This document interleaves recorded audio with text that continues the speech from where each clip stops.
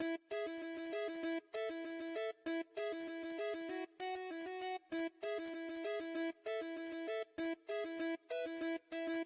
found the coolest place to be, the PlayStation collecting center. Come on, won't you stay with me? Welcome to the show.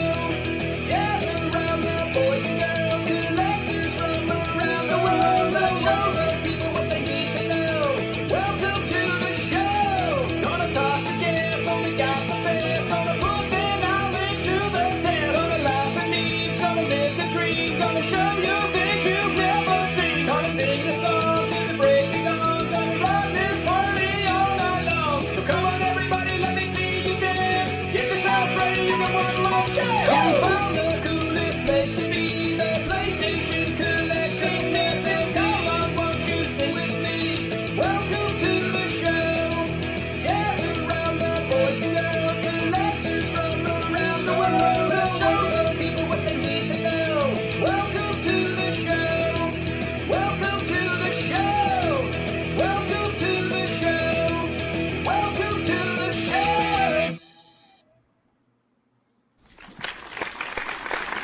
Yo, yo, yo. Hey, hey. What's going on, everybody? Welcome to the PlayStation Collectors Podcast. My name is Joe Rad. This is Season 4, Episode 8.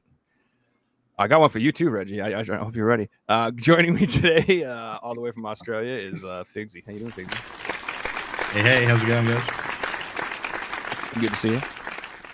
And joining us again, back as special co-host, Mr. Radical Reggie.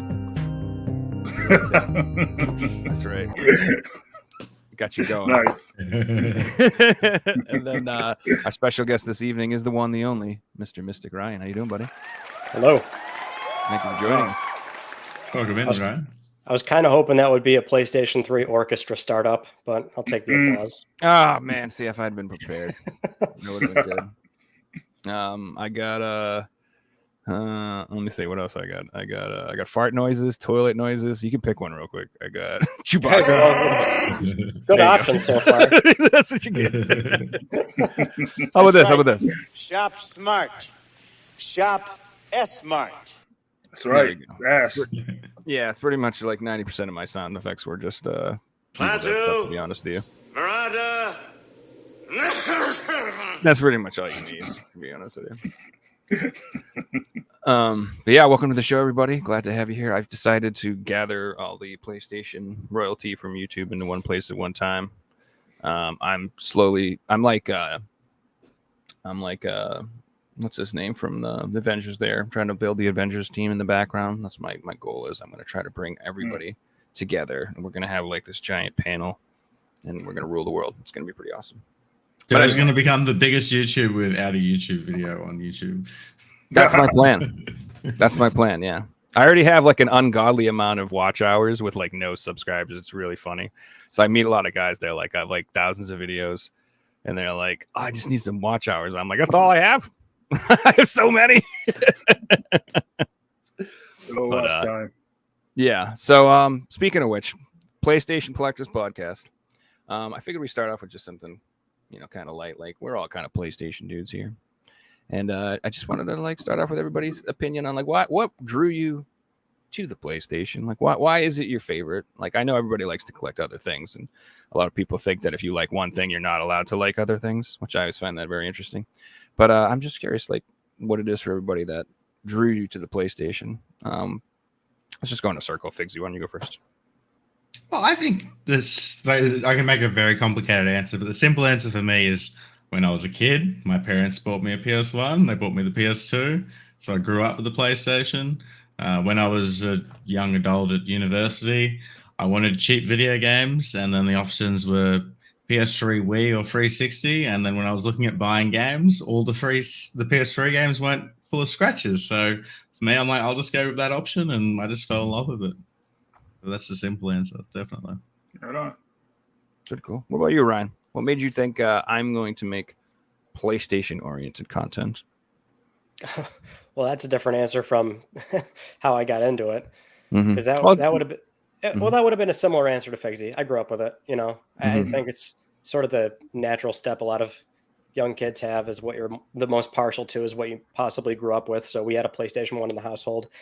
As far as like the content side of things, that was more of a specific niche that I chose, like, because this kind of goes back to like 2012 it would have been, right when I was getting out of high school and deciding what I wanted to do for possibly getting into the games business or the critic side. And I was like a big IGN reader and like Game Informer and things like that. IGN, the way they were structured back then is that they had teams, like a Nintendo team, a PlayStation team, an Xbox team. So I thought it was better to choose a niche. And since PlayStation was my favorite platform, I decided to strictly do PlayStation content. And then 12 years later, it stuck eventually.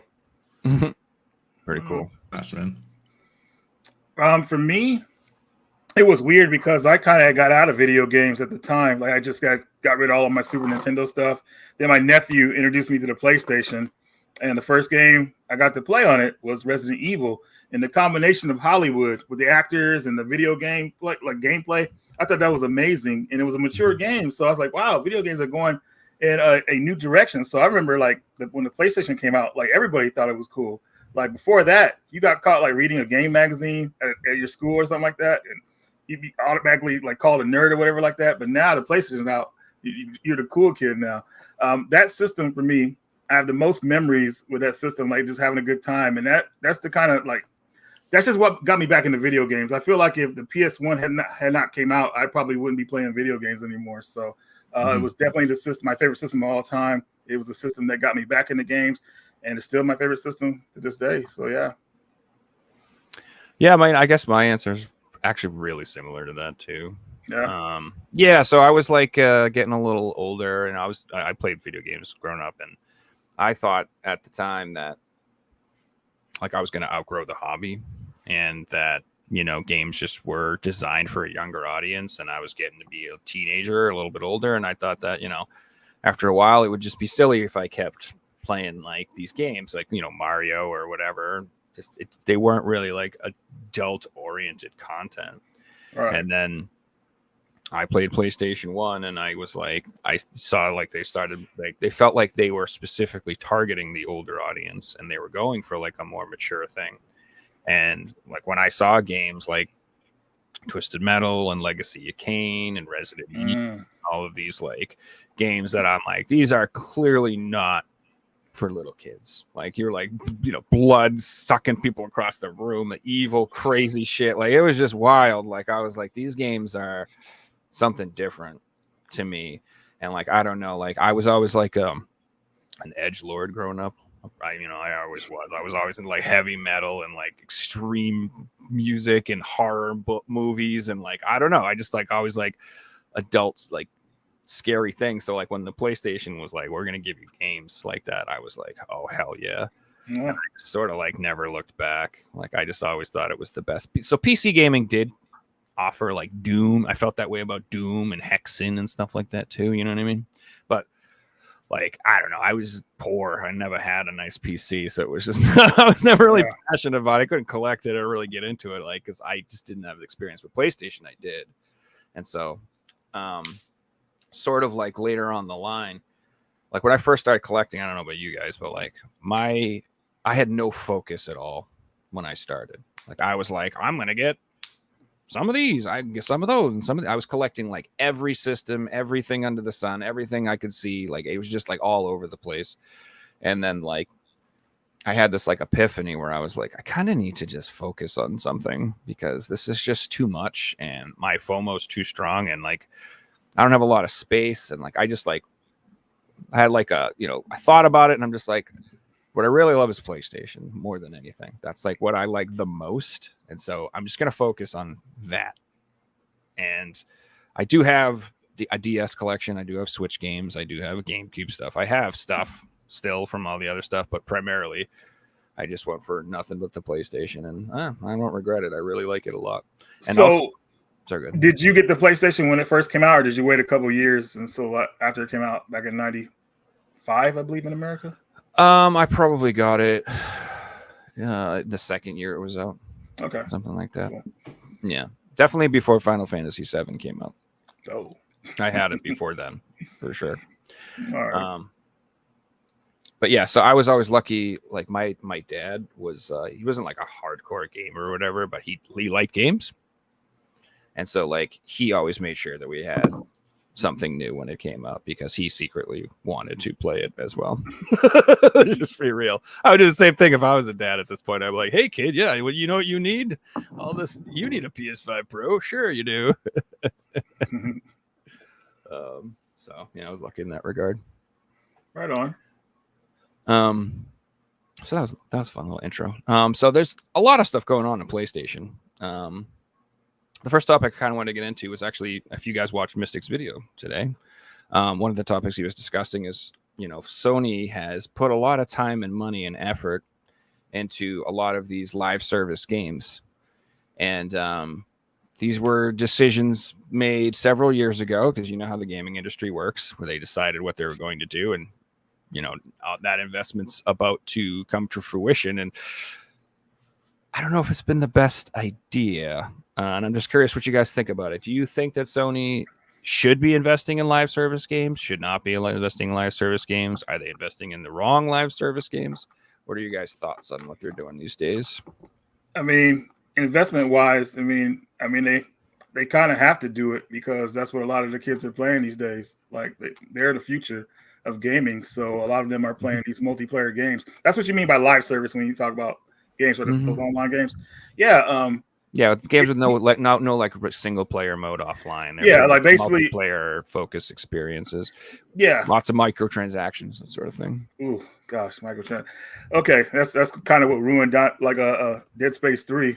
But yeah, I feel like they should invest in it because if they don't, somebody else will, and we can see like how much love a lot of these gamers have for playing games online, like the craziness of Call of Duty and all that stuff just really took off. And, I was shocked back in the day when I found out that people weren't even playing the Call of Duty story mode. They just go straight to the online. Like the story modes are really badass in those games. I'm like, you guys are missing out, but they didn't care. Online was what it was about, So I think they're doing the right thing, investing in it. I would hope they wouldn't invest all their money into it because I love the single player experience. That's what kind of games I play, or something that's like, just initially like co-op against the computer or something like that, like something like Resident Evil Operation Raccoon City. I love that game. So I like that type of experience. But as far as like multiplayer games, I only play like a couple of them, which is like Dead by Daylight and Chainsaw Massacre right now. But yeah, I just couldn't imagine the single player experience being gone because then I would probably wouldn't really be into it anymore, without the experience. Yeah. That was the turning point, Reggie, that I noticed, like sort of anecdotally in person, is when because Call of Duty really blew up with Modern Warfare on PlayStation 3 and 360, right? Yep. And so by the time World at War came out, then MW2, MW3, Black Ops, it's like around that time is when I anecdotally saw a lot of people just around me not play the single player. Yeah. And that was like such a puzzling thing to me at the time. I'm like, what the how are you not playing the single player? It's so awesome and cool. No, they jump right to the multiplayer. That's always like a moment that's sort of ingrained in my head of like, that's sort of where it really started to change in a much different way. And obviously it's 10 years on now that the industry is much different because the key takeaway is that that future is now.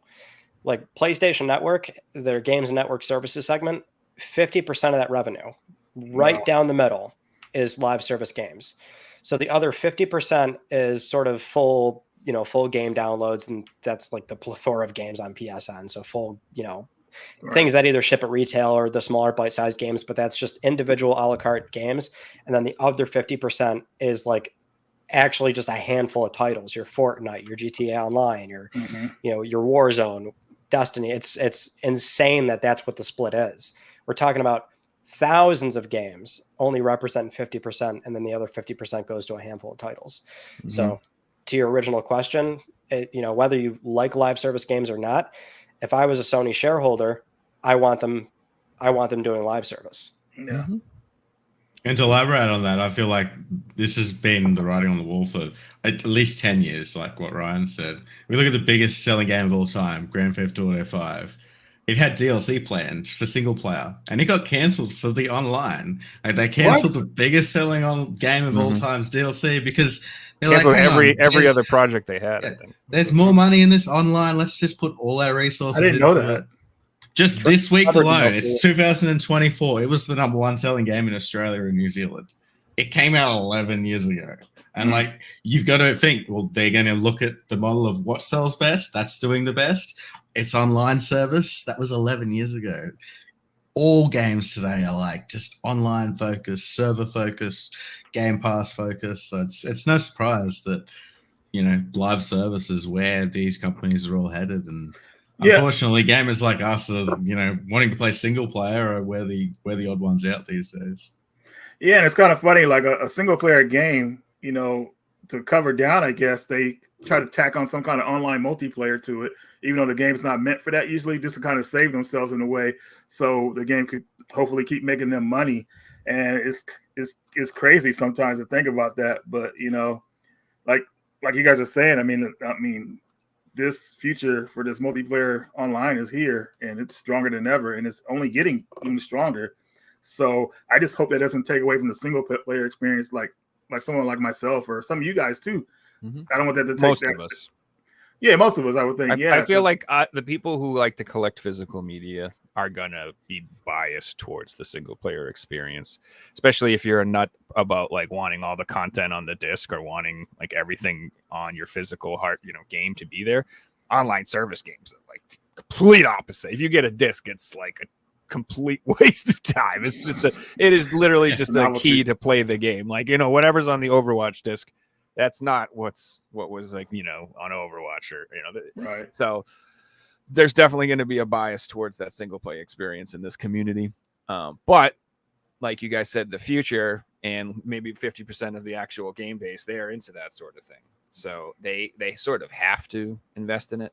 My only worry or concern is that I don't necessarily like the way they're approaching these games or these IPs, where they're sort of just being like, well, what we should do is we should copy this other game and make our own version of the game, and then it'll be great. Like, we'll make Foam Stars, that's just Splatoon, or we'll make this, or we'll make Concord, which is just like Overwatch or whatever. And I'm just like, these are very uninspired, like unoriginal games. And I don't think you can just make a clone or copy of something popular and just be like, here you go, kids, you'll like this too. You liked A, so you'll like B.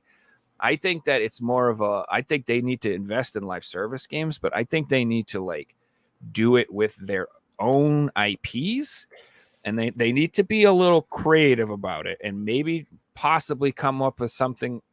I know it's easy to say unique and different or whatever, because, you know, what are my ideas? I don't know, but I'm just saying, like, it really should stand out in a way, and it can't just be like a worse or not as appealing version of something else. That's just not going to cut it. And one thing they did that really irritates me, I think you even showed some footage in your video, is like they had a Twisted Metal live service game planned, and that is exactly the type of thing I'm talking about. I wish they had done, because, you know, I'm someone who's not really even into live service games, but if you slap Twisted Metal on it and you made it a good game, I'm buying it and I'm playing it and I'm spending money and I'm getting skins. I'm getting the cool Sweet Tooth skins. I'm buying all of it. I'm getting like whatever. I'll get upgraded ammo packs. I don't give a shit. Whatever they could have done, I would have done that and experienced that, because I like that franchise. And I'm just shocked that they don't lean into that more. Like, I don't see why they don't take their own IPs that they're popular. Like you know, remember that, like not even stuff like Sony first party games, just games they're even familiar. Like why don't they remake MAG or something, like the 100-person online experience or something like that? You know what I mean? Like, bring SOCOM back there and the license to it, and it's still got a following, you know. Like, there's so many things they could do. They could bring Resistance back as like a competitor to Call of Duty, you know, because they don't own Call of Duty anymore, so you need a competitor, or Killzone, or these series you already own. I'd be very upset if Resistance came back as live service. So this is the crux of the issue, right? Is that if you take established, well-known IP that people love as a single-player game, or boxed multiplayer like arena shooters from like the PS3 360 generation that we're all partial to, I assume, and you convert it to live service, well, we're not going to like that. And I think a lot of other people probably aren't going to like that. This is why it's so difficult for Sony and pretty much every major publisher to navigate. And that's why a lot of them are exploring new IP. I mean, at the end of the day, I don't know about all you, but I still value new IP a lot. This industry is incredibly risk averse. Like they, right now, especially, we have so many ports, remasters, remakes, so it's a double-edged sword, right? Doing new IP is very risky. It's hard to establish. It's, these games take 5, 6, 7 years to put out. In the context of live service, they also take an incredible amount of studio resources to maintain as well. And that's why it's so different from arena shooters or box multiplayer from, 2 cycles ago. Every facet of this conversation is so complex, I think, for everybody involved, all the stakeholders. Like the Twisted Metal project, it's like, the game was canceled. We have to assume it was canceled because it was just not, they just couldn't nail it down. Like whatever sort of milestone build they were at, whatever sort of gameplay loop they were trying to figure out. Maybe they had a gameplay loop that worked, but then the problem was, how do we monetize it long term? It's, we don't know a whole lot about that game, but between that, London Studios, Fantasy IP, The Last of Us Online is the big one here, because that was a game that Sony were working on for about 4-something years, and then the Bungie acquisition happened. They provided feedback. Story that we hear there is that it sounds like they had concerns that they proposed to Naughty Dog, which is, the game may be good, but if you can't monetize it or sustain it for, a long period of time, that's going to be an issue. It's just, it's so different nowadays, and it's so costly. It's every aspect of it is, I think, really hard to navigate. And another thing too, that obviously I don't know if I mean, some people think about it, but games in the 90s were like exactly the same cost wise a lot of the times as games now. Like they haven't really adjusted. Like I bought Genesis games for $70 back in the 90s and Super Nintendo games for $70. And nowadays people are like $70 for a game. And it really doesn't make sense, because if you go back to the cost of anything in the 90s and look at it now, it's doubled or tripled or whatever. So single player games shouldn't be $50-$60. They should be like $100 to $120 realistically. But the problem is that the market is so oversaturated, and there's so much competition, and there's so many indie developers and all these people that are, selling their games for cheaper, that it's like they're in a real tough spot. So they have to figure out ways to monetize the games beyond the initial purchase. So I think, like you guys said, you'd be very upset if these single player experiences came back as games as a service are only. I feel like what they really need to do is they need to make good single player experiences, maybe charge a little bit more, and then include an online service to further monetize the game. So like it should have a good single player experience for old fogies like us who maybe not want to experience that, but there should still be like a very like robust multiplayer loop with maybe a battle pass and all that other stuff if you want to go down that road. But like you said, it's like catching lightning in a bottle, because these live service games, they either everybody's into them and they're the coolest new thing and they're making tons of money and they're real popular, or they just completely bomb. They never get off the ground, and they just tank. There's so many of them that have just tanked. It's just like, man, it's a scary industry to be in right now, for sure. Yeah, one big concern with that, Joe, is games cost so mumuch to make these days, especially AAA games. They cost billions and billions of dollars. Like GTA 6 is meant to be the most expensive piece of media of all time. It was $2 billion, right? And they say it costs to make. Yeah. And I'm sure it'll make that in its first week. So it's going to make so much more. I mean, look. This is a whole nother topic I was going to go into. Specifically with the PS5 Pro. I feel like the PS5 Pro that's going to come out. It's coming out. I hope it's so. like the Switch 2. Oh, it's definitely going to be a thing. And everybody's going to say, I don't need that. I don't want that. Why would I want a Pro? Blah, blah, blah. But I feel like if GTA 6 releases and it's optimized for the Pro, you're going to see a lot of people buying that. I think that's going to move a lot of consoles. You're going to see like Sony selling out of consoles again. That's what I think. Yep. That's the one game that is kind of definitely an outlier, I think, that will go against the grain of what we typically see. But that singular game is going to be the largest entertainment launch in likely history. Like genuine. I'm not even trying to undermine this. That's going to be the biggest entertainment launch in history. So yeah, it'll cause like a global delay in people stopping going into work and different things like that for a few days, and we'll notice it as the world. It'll be quite interesting. It's going to be fucking people that don't even know about Grand Theft Auto are going to hear about this game because it's going to generate headlines in every major old, legacy media site. It's going to be, I can't even stress how crazy that is. It's going to, when that game comes out, it's going to be nuts.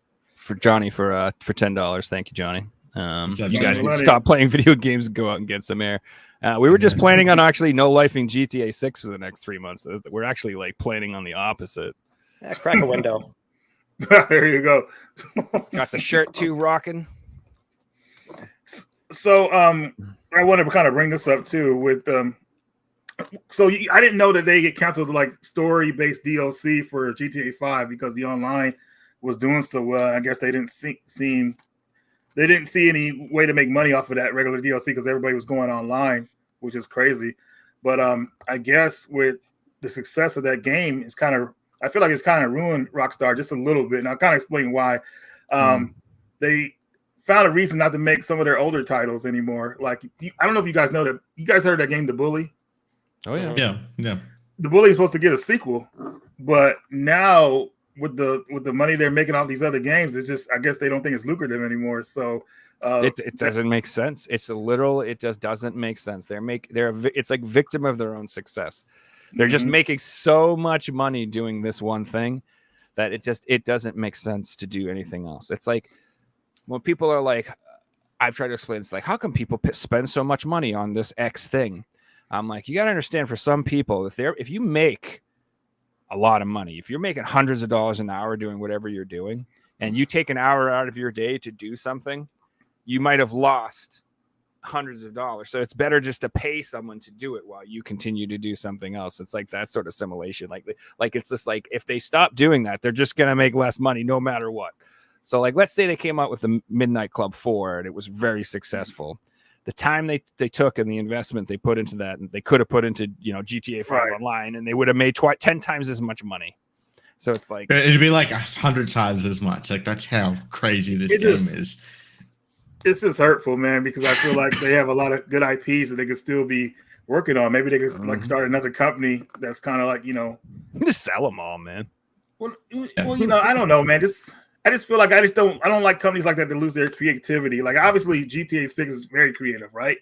But that's a game somebody could probably play for years only and just be entertained. But I feel like they had a lot of other good IPs like Bully, which I'm still hurting that they didn't get a sequel. What's that other game we were just talking about? Midnight Club.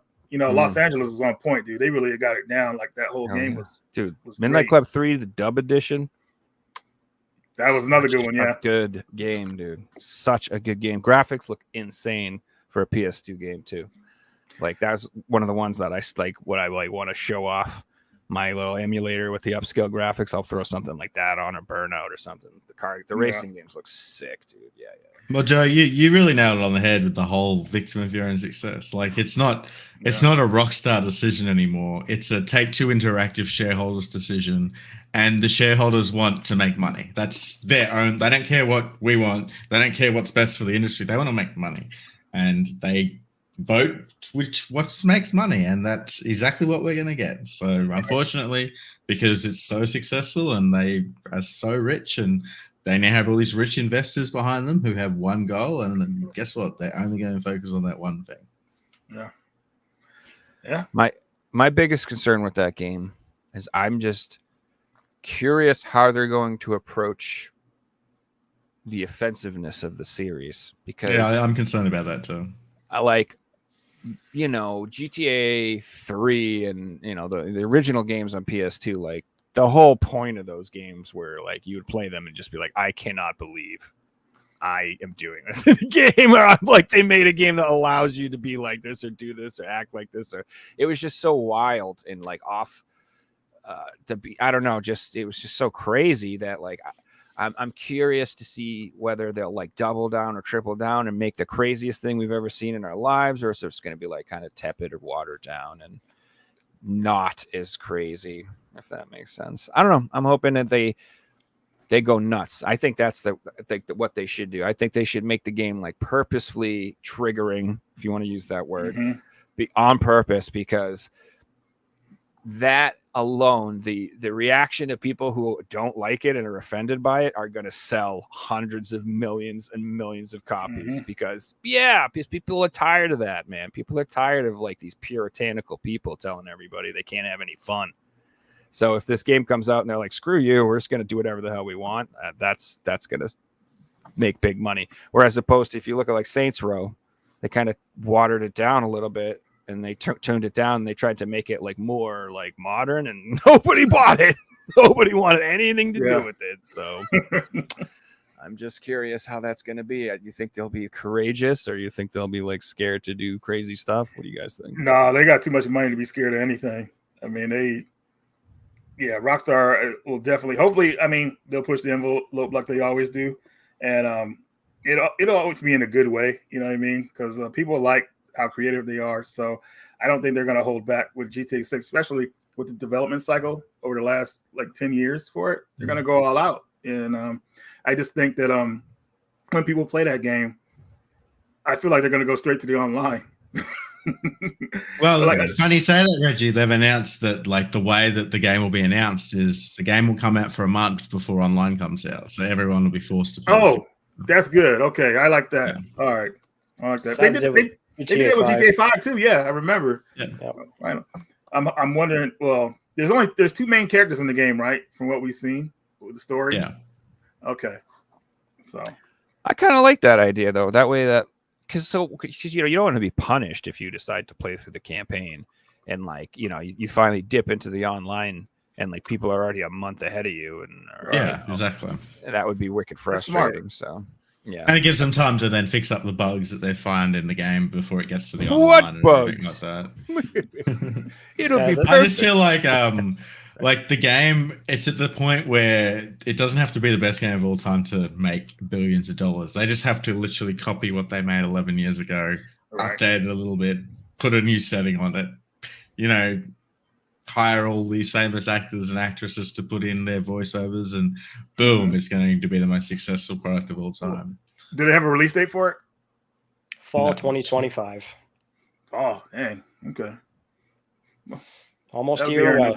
Yeah, that's fine. I got some other games to play, but I'm just thinking about like because how amazed I was playing GTA 5, how you could switch to the other characters via the like the cell phone or whatever. I think it was a cell phone or something like that. It was like cool.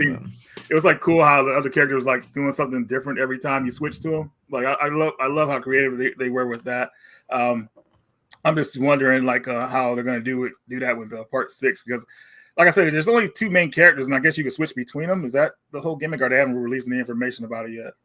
No, we don't. But who knows? We don't necessarily know exactly how they're going to approach it. Okay. We only have a single trailer and a lot of speculation, but nothing concrete.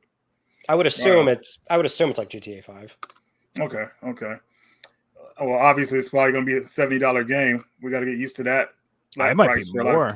I wouldn't be surprised. I think they could charge do it. Whatever they want. To be honest, whatever they want. If they charged $99.99, they'd sell no problem. Millions of copies day one. Same amount of copies. They literally can kind of set the tone for whatever they want. I mean, you're talking about like the most successful game of like all time, pretty much. So, yeah, I think they can pretty much do whatever, and people are just gonna accept it.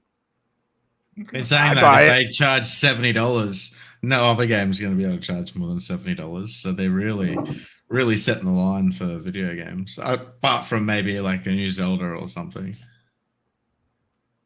Do you guys think that it will coincide like with the PS5 Pro release? Do you think that'll come out like right around the same time? I'm thinking they will if they're smart.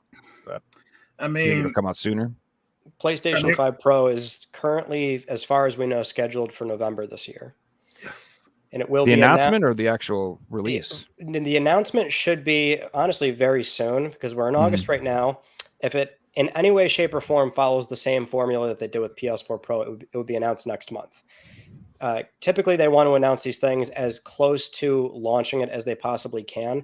And they'll probably have to talk about this thing fairly soon because this thing will be coming off of assembly lines, excuse me. So they'll want to get ahead of, possible leaks, because this happens like with slim consoles every single time. Because typically with slim consoles, they'll be manufacturing them and then ship them and sell them pretty much a week later. So that's why oftentimes we get a leak of like a fake shell or something, but it's like, no, that really is a PS3 Slim or a PS4 Slim. Mm-hmm. So with the Pro, they're going to want to get as close as they can to announcement and launch. So that's why it's expected in September, launch by the end of this year. We expect November, but that's just going off the PS4 Pro formula. But it, in theory, should be shipping this year. That's what we know so far. Do you guys think we could expect like no choices between performance? Like you could have 4K and a 60 frames per second type performance with the system? It's going to be highly contingent on the game. Pretty much all third parties already have dev kits and they have access to like the actual build. And so they can utilize things like PSSR, which is PlayStation Spectral Super Resolution. We know what kind of enhancements they can do in order to get a PS5 Pro enhancement label on the box art or for the PSN store listing. And usually it's some kind of variation of, if the base game is 4K 30, if you bump it up to 4K 60, then that's a PS4 Pro setting or PS5 Pro setting. If you can add ray tracing to a mode that didn't have it before, then you get the enhancement label. So it's pretty much this sort of open-ended guideline of if you can make any sort of meaningful improvement from the base game, then that's how you can say get a label. But it's contingent on the title, obviously. Something that's like really CPU bound, like an open world game. Probably like the most ideal circumstance would be if the base game's 4K 60, you'd have a higher base resolution. So it's going to sustain like, if it's running at like 1400p internally, maybe it's going to bump up to 1800p and that'll be a PS5 Pro enhancement label. Games that run at 60 and like a game that let's say holds a lock 60, it might get a high frame rate mode. So it's like an unlocked, 120 mode, or maybe they can enable ray tracing. It's like anything goes essentially. It's going to be on a game by game basis. Okay. What do you guys think the price point's going to be? I think it's going to be pretty expensive. $599. $599. Yeah, $599 for sure. That's what the PS3 came out. I feel like they'll drop the price of the original one if it's the case, though. Maybe like a $50 reduction or something. The problem with that is these console cycles, they can't get down bill of materials. They just can't. Like, that's why it's been 4 years and PlayStation 5 is the same MSRP. It went up in some places. They did a price increase in a couple countries. Everybody had to. All three manufacturers. Like, I think Sony did it first, so they took most of the heat. Then Nintendo and then Microsoft, if I remember correctly. But this is what's so like unusual about this console cycle. Is like 2017 Switch, $300. It did not drop price. In fact, we got a new model, an OLED model that increased the MSRP. So like, this is something that's like, we'll never get this again, which is like, you're like 8 years into the PlayStation 2 and they can sell one at Walmart for $150. Like, it's just never going to happen ever again. This console is probably going to stay the same price for the entire life cycle, which is kind of nutty. So when you introduce a Pro, it's like, well, that kind of makes it a bit awkward. It's going to be a low volume machine anyway. Like, they're not going to, like, when PS5 Pro comes out, this is not going to be like the number one PlayStation people buy. It's probably going to be some weird ratio, like 1 in 5 PS5s as a Pro. So they can afford to price it pretty high because it's meant for like enthusiasts anyway, or people that want to get the most out of the platform. So I would expect $599. I think the best case scenario, like Figsy said, is maybe $50. We've seen that that's kind of the wiggle room they do have. When they run a sale, it's a $50 cut. That's like that's the best they do. So best case scenario, I'd love to see the base consoles drop 50 permanently, and then this thing comes in at 550. But if I was a betting man, I think this thing's going to be. I think you guys are being generous. I think best case scenario is $599. That's the cheapest I think it would be. They can't go above that. They still have to be mindful of like the current economy, which is people don't want to spend money. So. Interest rates think are so. way too high. People are not spending like they used to. You can't go that high. I would assume 600's the ceiling. Well, Looking at that in terms of Australia prices, you're looking at like Oh, gosh. $1,200 for a console, dude. which is just absurd, you know. Yeah. Well, I feel like when they announce it, man, they got to have something that really will make people want to like buy that system, like some kind of game that will utilize the Pro's capabilities.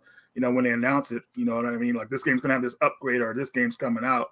I think that would help out a lot. But if they're just bringing out the system itself, and I don't know how people will accept it. I mean, obviously the enthusiasts will buy it, but to the other people that are thinking about it, they might not want to pick one up right away. Well, that'll happen. Again, if it's anything like the Pro, they're going to hold some kind of like hour-long meeting, so it's going to be a live stream, and that live stream is probably going to be Mark Cerny on stage talking about the console, its spec sheet, explain PSSR to people, and a portion of that live stream is probably going to be, here's all these existing titles that you know, and here's what they do on PS5 Pro.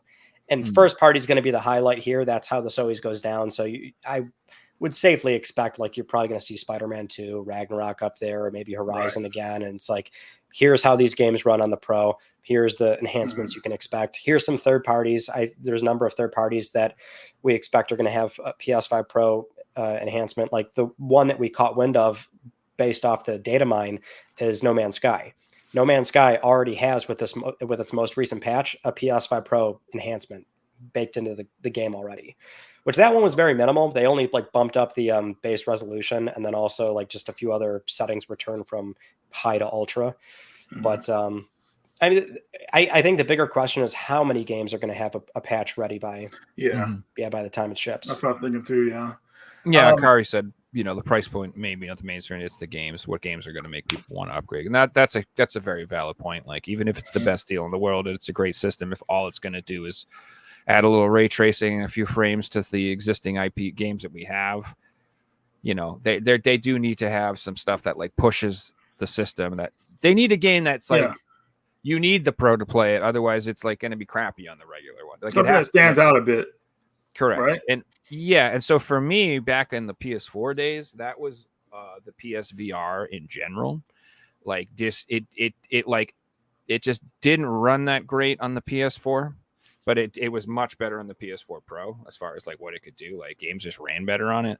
So for me, that was like an actual valid reason for me to upgrade my system, because I was like, I want the more powerful system for this piece of hardware. And I don't know, that was like a reason to upgrade it. Back then, especially too, like if you didn't have a 4K TV and there was like no reason to get the Pro, like there was no reason to upgrade to it. If the games you were playing fine on your regular PS4 and you were just playing in 1080p anyway, there was like no reason. So like they said, there has to be a selling point to get people to want that upgraded system. They have to come out with stuff that make you want to buy it. Right. In the community I was in at the time, I was playing PUBG, and when the PS4 Pro came out, people that were playing it had a better experience playing the game. So everyone in the community is like, you got to upgrade because the game's better, it loads better, it runs better. And I bought it, and it was like a completely new system. It was amazing. But like you need that to happen. You need your friends out there saying like, no, you have to get the upgrade because the game that we play online runs better. And most games run great these days. How many games do you hear of like struggle to run on the PS5? Barely any. It's this game runs great on the PS5 but struggles on the Switch. That's the Switch. That's the conversation for the Switch for the last 4 years. I can't believe they make a Switch version of some of these games. I mean, just to obviously make that Switch money, but the downgrading for these games is insane on the Switch. It's like, wow. Dude, I don't think they want to either, but they're like, dude, it's harder to do. Switch money. We got to get that Switch money, bro. Yeah. It's a huge install base. Like, can you imagine not putting your game on the Switch? It's like, the Switch is almost outsold the goddamn PS2, boys. We got to stop this. We got to do something about it. We got to go to Japan and you got to do something, Joe. Look behind you. You're not helping. Throw some forks in the machines. Stop making Switches. Cut it out. Quick question. So Mark Cerny, he's the guy that designed the PS4, right? He was the system architect. Yep. Okay, and they continue to work on. Well, okay, so he designed the PS5 too, right? Yeah, he was the lead architect on PS4, Vita, and PS5, and we safely expect PS5 Pro and PlayStation 6 Right since on. we're far enough along to where that's that's definitely already in development. in the works. Yeah. Yeah, we needed him, man, because I forgot his last name. The guy designed the PS1, PS2, and PS3. I heard from a lot of the I heard from a lot of developers that those systems were hard to work on. Well, especially the PS3. So when they saw how they struggled with the PS3 in the beginning, they were like, "Man, we got to get someone else to design these systems because the developers are struggling too much to get these games running properly or learn how to get games on the system going." So yeah. One of my favorite. I just want to jump back to the price point, real quick. So, I do think that is extremely important, that they do find the right price for it, because like if you look, like perfect example is the PSVR 2. Like I feel like everyone agrees that was too expensive on release. It was $550 with the bundle, or $500 without the game, and like it just wasn't selling at that price point at all, guys. But like they dropped the price to $350, and it sold out everywhere. Like really? PSVR 2, it was the hottest selling game system on Amazon UK for like a week or two. Like it sold out everywhere. Like when they dropped it down to $350, it was going crazy. And not only that, but I saw that they released the little PC adapters, so you could use your PSVR 2 on the PC. Mm-hmm. That thing sold out everywhere too. Like I don't know, maybe it's come back in stock, but it was completely sold out. You couldn't get one. Like it was on the direct store, Amazon, like it was gone. And so like if it, lowering the price a little bit and having that good entry price, it really does make a difference when it comes to moving sales. And sometimes it can be $50 difference, like psychologically, just like over 400, under 400. I don't know what that perfect spot is for people, but it definitely can move units or not move units by them pricing it correctly. So right. And then if you remember the debacle with PlayStation 3 when it first came out, it's just too damn expensive for your average consumer, which is why they gave up so much market share to the Xbox 360, because you got all these people saying, all right, I want to get into this new generation of gaming. $600, $300, or whatever it was for an Xbox is so much cheaper. It was just like a no-brainer for most people to hop in to the or the Wii, which outsold all of them because it was even cheaper still. Mm-hmm. I'm still amazed that the Wii sells so well, because nobody I know plays the fucking Wii anymore. Like nobody's still, you know what I mean? Like yeah, but I bet everyone own the Wii. Everybody right? bought everyone one. I knew, even casual, like non-gamers, they all own Wiis. That's what happened. They got the game. The people that didn't play games with the Wii. Like I remember my grandparents playing the Wii bowling, and that's the only game they played on the system, and they love it. They still play it to this day, and it's pretty hilarious. But the Wii was like just wasn't a system for me that I really wanted to buy, but I kind of like fell into the hype of it, and I started to like it. So. I love it today. I generally love it because you can find Wiis for like $10 and sell them in a day for $80 because this you put a Wii with a Mario Kart and a steering wheel controller, and people that's what I had 10 years ago. That's what I want to play today. Perfect, and they're everywhere. I miss hearing the store theme. This guy knows what's up. Excite Truck is so good. That's like one of the only, That's one of the only games that I own on the Wii. That Excite Truck, it's so good. That was the game I bought at launch. I did not get Twilight Princess. I bought Excite Truck. Dude, so that's what's up, dude. It's such a good game, dude. I feel like that game is like, it's gonna be like go up in value over time as more people realize that's such a good. It really is so fun, dude. So at first, if you ever played it, it's a racing game. And you use the Wii controller to use it. And then like when you're in the air, you could twist the controller and do like spins and tricks and stuff like that. And then like when you get down on the ground, it's like the most satisfying thing in the world. You take the controller and you slam it onto, you go like this and you go spam, and the car smashes back onto the track. And dude, it's just the most satisfying feeling that when you're like doing all these flips in the air and you're just going crazy, and then you come down and slam back on and just freaking boost across everything. Dude, it's such a fun game. Like, especially too, like you get bonuses where you can like go through the woods and crash through trees. And so, like, if you memorize the map of like where all the power ups, so you can do wild shit and like just go through the woods and fly off the sides of mountains and like skip half the track, just fly. Like, you'll spend like the whole track in the air doing tricks and stuff. Like, oh man, I love that game. If you can't tell them, I'm a fan. Right It's so on, good. man. It's supposed to be a PlayStation episode. Why are we talking about the Wii? Yeah, it slipped in there. Oops. It happens. All right. So speaking of PlayStation and hardware and equipment, it's just a speculative topic, but I'm just curious what you guys all think. Do you think that Sony's going to come out with another handheld, like an actual handheld, not the Portal, in this upcoming either this generation or the next generation? You think they're going to get back into it? Mine says no. Because I thought they would have done it years ago, and they haven't. So, Well, I mean, the Switch kind of took the momentum that the Vita would have had, I thought. So that's probably why they stayed away from it back then. I think now would be a good time for them to do it. But they have to really kind of let go of like having like certain things locked. Like, what killed the Vita was the memory. Well, that wasn't the only thing that killed the Vita, but locking those memory cards down like that, and they were so expensive, and a lot of developers didn't want to put certain games on there because of that. So if Sony is able to kind of like, I don't want to say like let loose, but you just like make it not so crazy on the system, make something affordable that's good to take on the go. Like I would hope it would be as powerful probably as what a powerful like portable system, I think for Sony should be on the level of at least a PS4, right? It would have to be a portable PlayStation 4. This is my answer. It have to. Okay. This is my be-all, end-all answer. They will never, ever, ever make another handheld again unless it feeds into an existing ecosystem and it's something developers don't have to ship games to.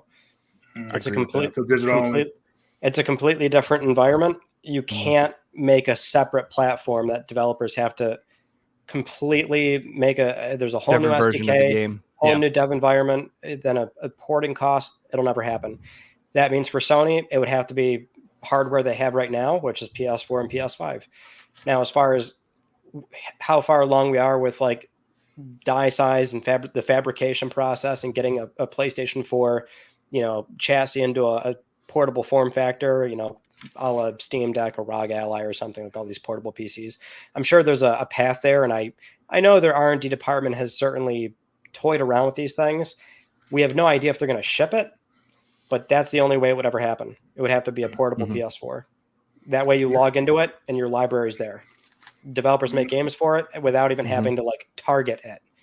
So I agree. Yeah, I definitely agree that with that point that like it's not going to come out, because if they wanted to, they already would have one. Look at the PlayStation Portable. Like that would be, if they were going to go down the road, the Portable would be the system.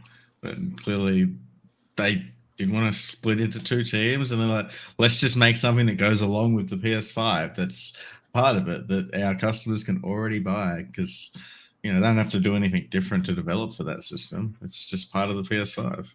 This is why the Switch became so successful. This is why the Steam Deck is a really cool device, because you log into Steam and your library is there. It just works. The games just work.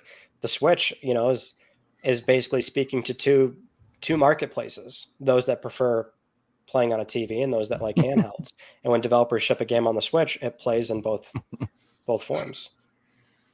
Okay. So yeah, I think you're spot on. I think that. So I think it's definitely within the realm of possibility that they release something, but I don't think it's ever going to be like a Vita or a PSP, like you say, with its own hardware, memory, and games and all that stuff. It's just not going to happen.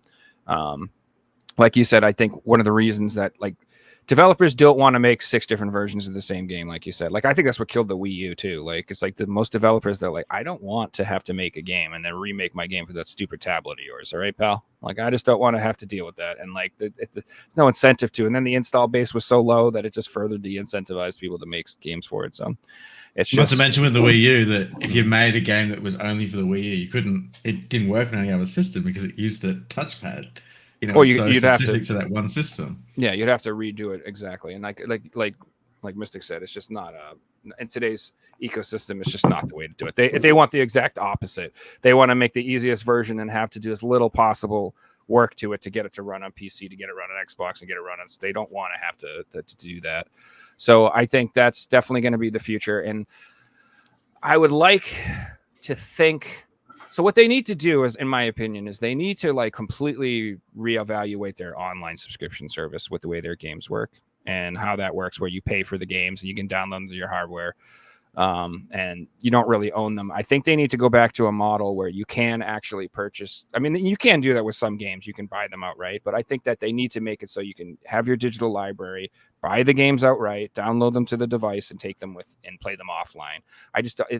I want them to be kind of like a mix between what they did with the Portal and the PSP or the PS Vita, where you can stream your games from your system if you want to. So if you have a 140 gig game, you don't have to install it on your handheld, because let's just be real, like, you know what I mean? Like, the memory is not going to be, as copious on that thing.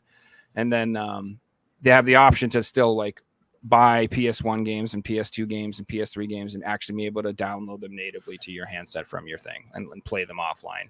I think that would be a pretty good system. I think that would sell. Right on. Quick question. Somebody in the audience. Yeah, we got this is a gamer good, for $5. good question. When do you guys think the PlayStation 3 store is going to close? I just looked at it recently, highlighting how it's damn near broken in North America. Oh yeah, 100%. I expect it's got another 1 to 2 years, I would say. Oh, that's great. But there's still the caveat is always like they'll close purchasing, but you can still re-download for an indefinite amount of time, because they all still offer that. I don't think anybody's cut that off just yet. I think the DS you can still re-download things, if I'm not mistaken. I could be wrong, but that one should still offer re-download. So there's still like a cutoff that's even further down the line as far as like being able to log in and at least pull a license for something. But it would appear as though I mean, this is a total shot in the dark. They want to close it in 2021. So we got 3 more years out of it.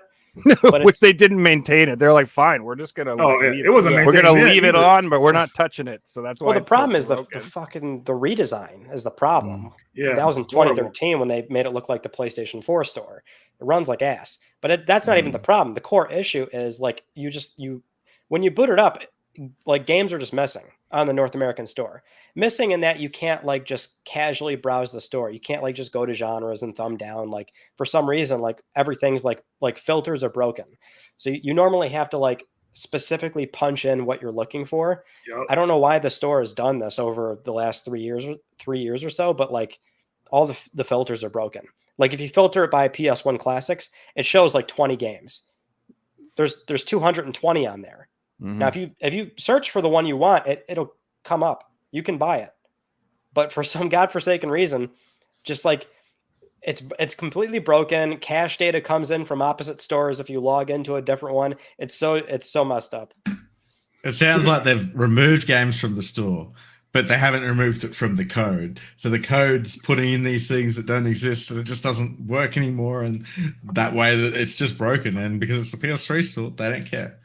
Well, the other odd thing too is like metadata is broken. Like, so some games, right, if they exist on all 3, PS3, 4, 5, the games like the game's metadata will get updated for like, let's say a recent PlayStation 5 version or a PS4 or whatever the case is.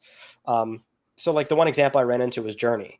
It came out on PlayStation 3. It's on PSN, but now the store listing on the PS3 store says you may encounter behaviors on PlayStation 5 when playing this game through backwards compatibility. It may behave different from the PS4 version. And it's like that store data assumes that you're looking at it on a PlayStation 5, but you're 2 consoles back looking at it on PS3. So it's like, that's funny. Yeah, they straight up don't touch the store at all. Yeah, that's pretty crazy. What do you guys think about like as far as like PS3 online play? How long will that last?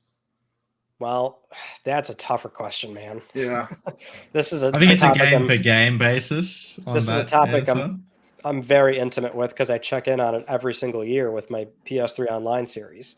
I love that series. That's the first video I saw from you was that series.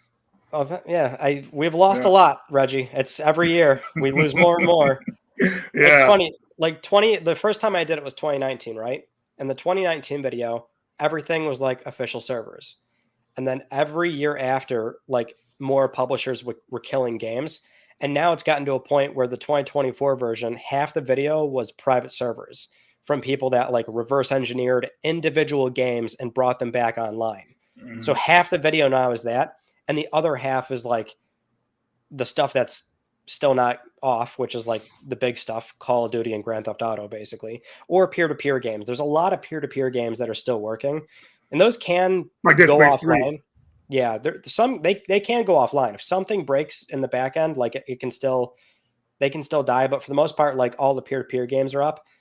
So I think the bigger question is how long will Sony support like PlayStation Network just in general on PlayStation 3? Like how long can you log in and like sync trophies and like that? Like I would expect that to be like very far away, but I don't know.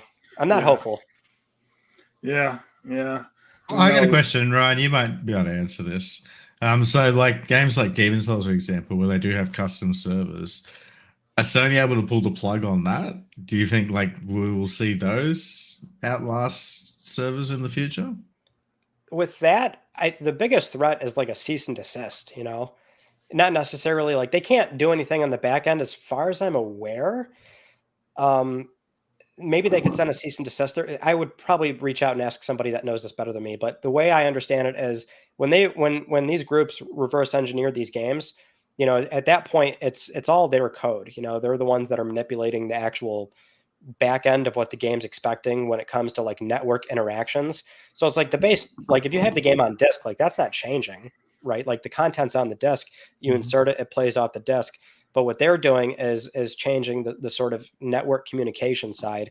If you like log into because the way this works is you always have to change your DNS settings on your PlayStation 3.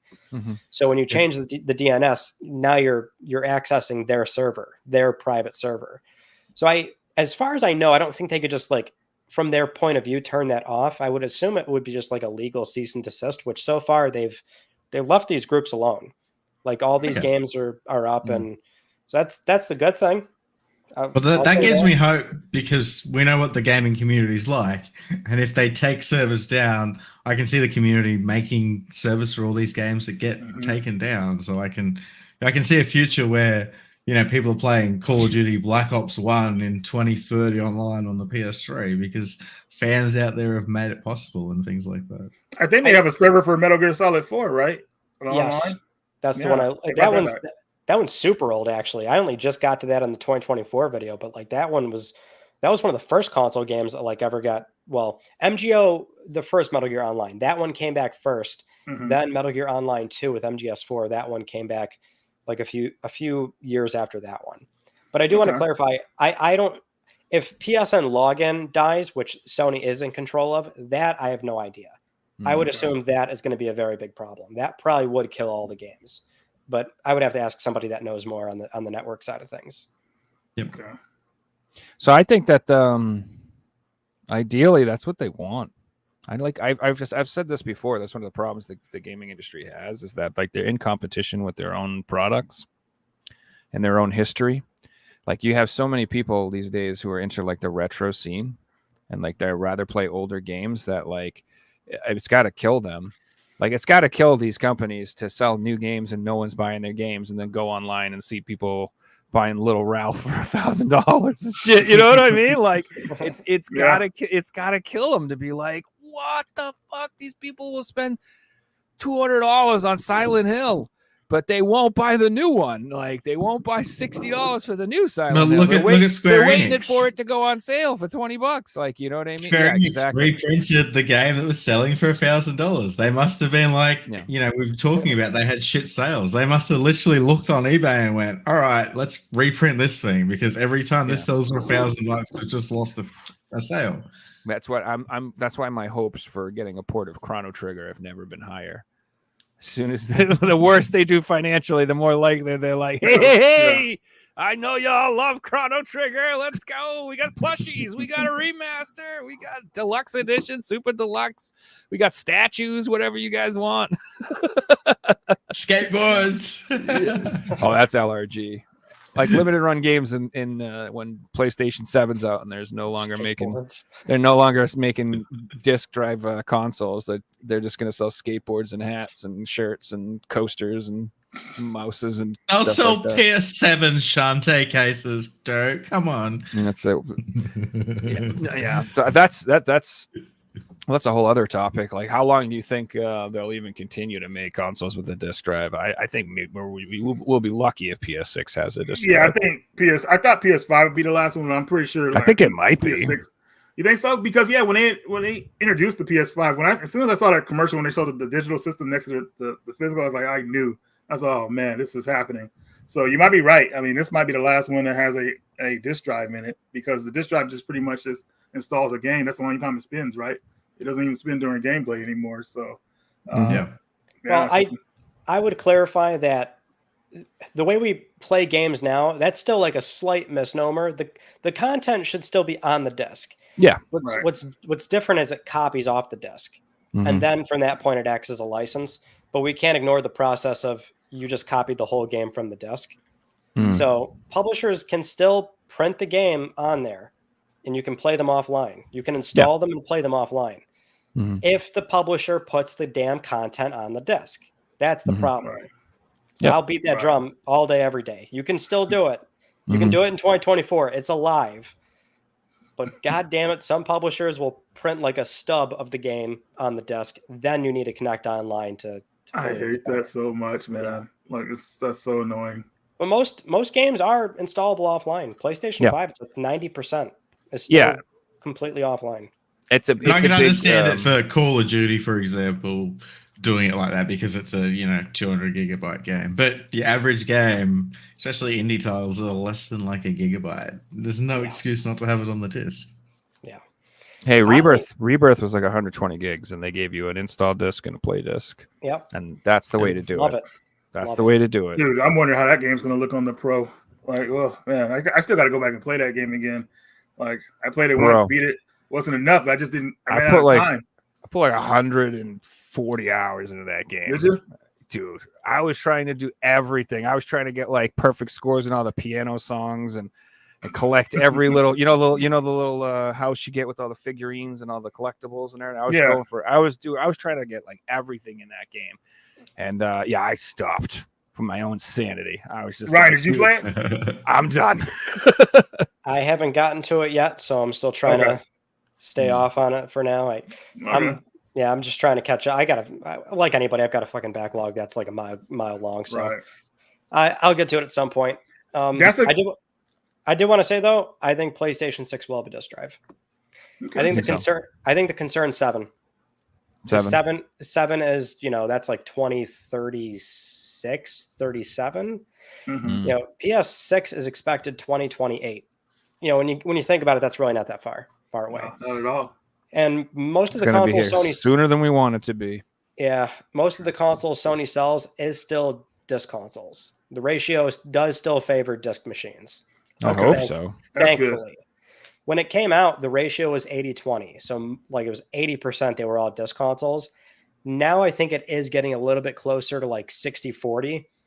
But, that's still good enough. I mean, when you look at like the sheer volume of games being sold, there's still millions of discs getting printed and sold. So I think it's safely expected for next gen on PlayStation. Nintendo at least 2. Oh, I think Nintendo for sure. I can't say Xbox having a disc on the next console if they even have another console. I think Xbox, if we're actually going to humor the idea of the next cycle not having them, it's Microsoft. They might not even have a console. They love that Game Pass too much, man. Like they're all aboard on it. So they're already pushing the streaming. Like, you don't need a console. All you need is an internet connection and a controller. They're already pushing that. So I mean, it's brilliant the way it is. I mean, you can play games anywhere. Like that's it's the future. Awesome. That's it. Like whether we I can see a future not, where you can download the new Xbox game on your mobile phone, like and you just connect your controller to it wirelessly, and that's literally how Xbox is going. I think it'll all be cloud based. You won't be downloading nothing. Once the internet speeds are just outrageous. We're on 8G or whatever, and it's just like I don't think it's just going to be streaming. Wow. That's what I think it's going to be, sadly. But I don't know. I'm so against that. Like, so a lot of people, when they talk about physical, why do you like physical media and stuff? And I mean, obviously there's the nostalgia and there's like, I like the artwork. There's lots of things about it. But like ultimately what it comes down to me is I like the sense of ownership. I really do. Right. Like I want to, if I give you money, Like, I want to keep what I get, and I don't want anyone to be able to screw with it or mess with it. Some Which crazy is like- weird update. Yeah, or whatever. I don't, like, my internet goes out sometimes. You ever had that happen? You ever go out? You have to sit in your house like a caveman, like it's the old days, and you have to figure out what you want to do with your life. Like, that sucks. And I don't like, oh my God, like the last time my internet went out, I went to play my PlayStation 5, and it was like, you can't sign in. I can't sign into my PSN account, so I can't get in and play my games. And I'm like, what the hell? I can't play my games without internet at all. This is bullshit. And then I look it up, and it's like, all you got to do is you go in, and there's a setting you can set, says play your games offline or whatever. And I was like, oh, all right, cool. You go to the setting, and guess what? If you're offline, you can't log in to change the setting. Wow. So you can, if you have the internet, you can go in and set it up so you can play offline. But if you haven't set that up and you can't get in to sign in, it won't let you select the option to play offline. I was like, oh my God, I can't play my PlayStation at all. I was so upset. That should have been turned on for you I'll tell you automatically. I have 2 PS5s. Okay, well, that's the problem. Yeah, you can I only only had enable it one offline.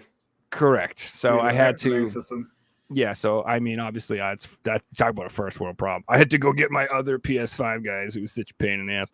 But like, still, I was just like, the idea of me being in my living room, being like, I can't play my PlayStation because I don't have internet. This is so crazy. Oh man, that drove me nuts. Well, like if you don't have internet, you can't set a PS5 up these days, which is kind of crazy to think about. Yes, you can. Oh, sorry, USB drive, you right? can't set a disk drive PS5 up. You need to connect the internet to the disk drive. Okay, let's For the settle down, whatever. buddy. That is the problem. Yes, in theory, the old machine you could completely set it up offline. What's cool is that Sony always did this since the PSP days, which is like if you want to stay offline, or for whatever circumstance, maybe you're like overseas or something, you could stay offline with all their consoles, because even when you bought a game that, let's say, needs a firmware update, the firmware updates carried on the game. Like, does anybody remember this? Like, this was probably like more common on PSP, where people were not putting those online, but you insert a PSP game, you'd have to take on a system update for like a new game, because the game would have the update on it. Like, that still happens today. So you can update, PlayStation 4 or 5 console firmwares from newer game discs if for whatever reason you have to stay offline. Yeah, and I've seen Interesting. I didn't know that. For PS3, they used to sell firmware update discs. I've seen people have like software update discs for the PS3 from Europe and stuff like that. I've seen that. That's a ripoff. The Yeah. games have them. I've seen them. So they're collector's pieces. They're not like super valuable or anything, but I've seen a few PS3 collectors have them. It'll just say like version firmware, at 2 point ... whatever, blah blah blah. For the thing, it's kind of neat. Yeah, It's still in a PS3 case, so it looks cool. Yeah. Like I bought a new in-box PlayStation Vita recently that was on like the very first firmware. And when I went to put in Uncharted Golden Abyss, which is a launch title, like Uncharted Golden Abyss was still too new. Like it wanted version 1.10 instead of 1.0. So it prompted me to install a firmware update. So it's like, it's cool that you can do that though. That's cool that it's on the disc. Yeah. But I just also too, I just want to go back to another point. I'm glad you brought up, like, I think a lot of people are like very under the impression these days that no games are playable from the disc anymore. Like, and that's such it's so incorrect. And I just want to give a shout out to a couple Twitter accounts. Nintendo Revised, who's been a guest on the show, they basically go around and check Nintendo Switch carts to find the most up-to-date version of the carts available. So like if there's a version that came out in another region that has a more complete or updated version of the game on the cart, they'll like let you know. So if you are like into that sense of ownership, or you want like the most complete physical editions that play straight from the cart without having to update and stuff, they're a really, really, really useful account to follow because they test everything. And then also there's another account called Does It Play? I love that account. I follow them, and they do more. They do everything. They test up, but more PlayStation stuff. But if they'll tell you like the game does it need a patch? Does it play offline? What doesn't work? Like, so they'll be like, everything works, but for some reason, save file 4 doesn't. I don't know why, but everything else works. You can play from the disc. So if you guys are ever concerned about that, you should check out those accounts because they're very helpful in telling you like what does and doesn't play. Or if you straight up want to avoid things that do not work without an update, that's very nice too. Because I avoid stuff like that if I can, unless I really want it. And then a lot of the times I'll just buy it and play it and sell it because I don't want to keep it because it doesn't have the long-term value to me. So very cool accounts. Check them out. Does it play? Okay. Nintendo Revised. Yeah, love that. Although community. I've been with them for a little bit now. Oh, you follow them too? Or do you help them out? Or I can't. If they have questions, I can usually chime in. Like I was helping them out with the detachable disk drives when PS5 came out, since I bought 2 right away to test them out. But yeah, I love that community. They do amazing work. Yeah. Right on.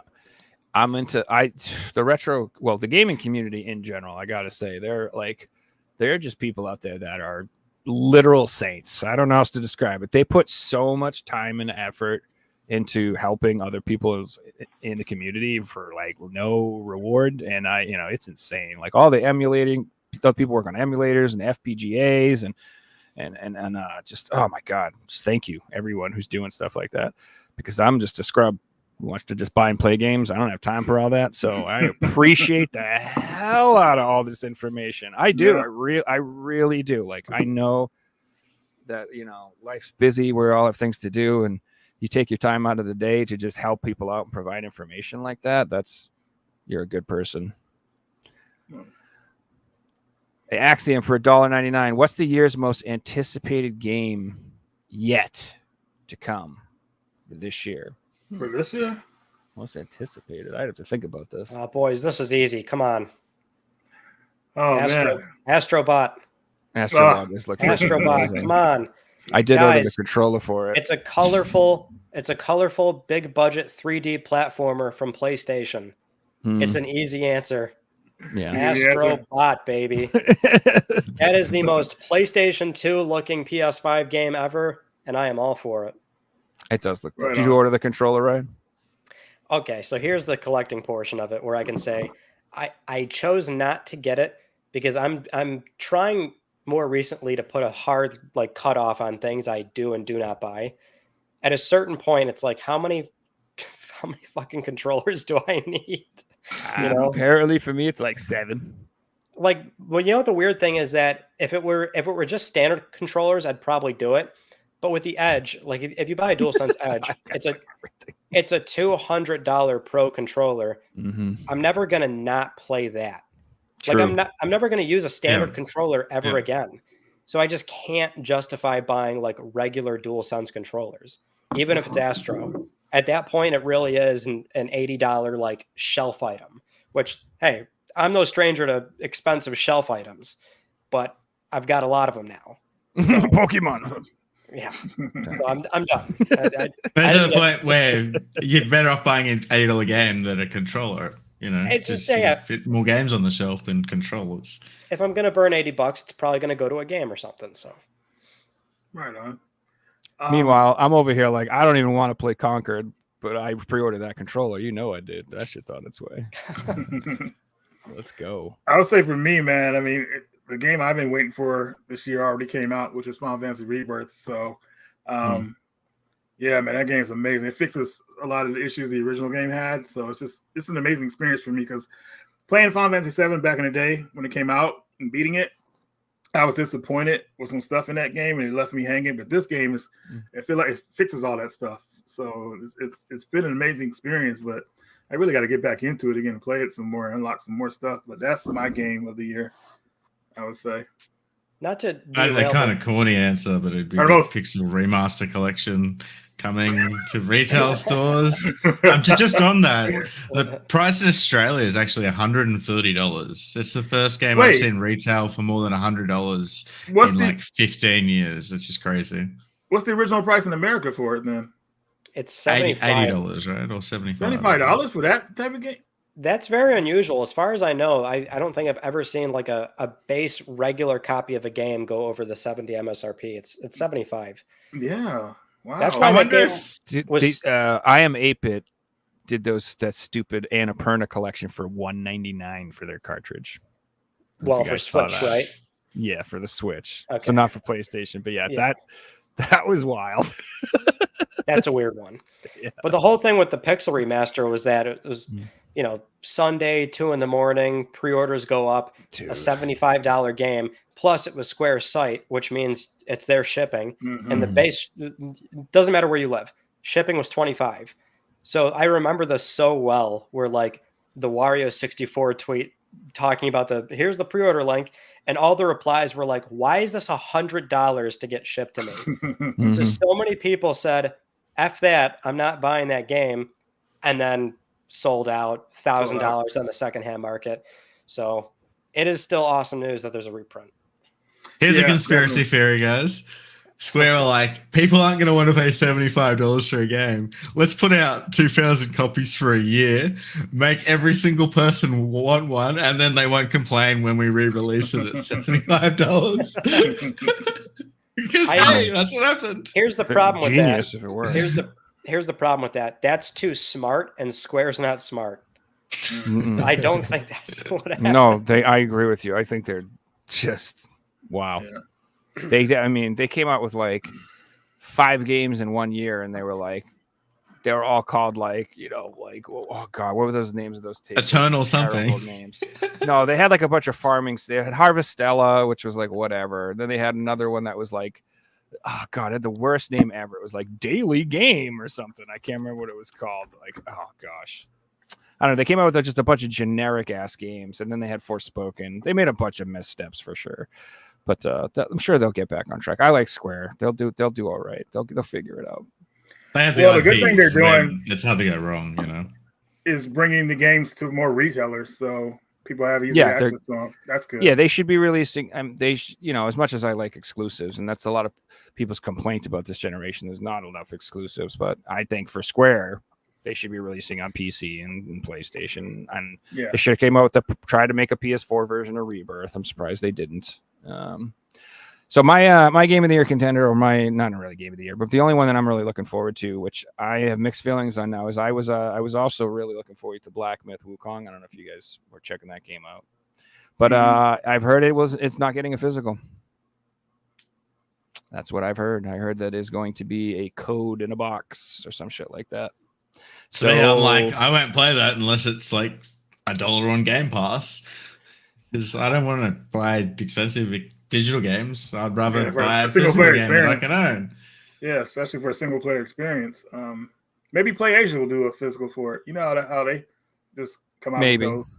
Well, see, here's the thing that I have hope for is that you guys heard about Alan Wake 2 not making its money back.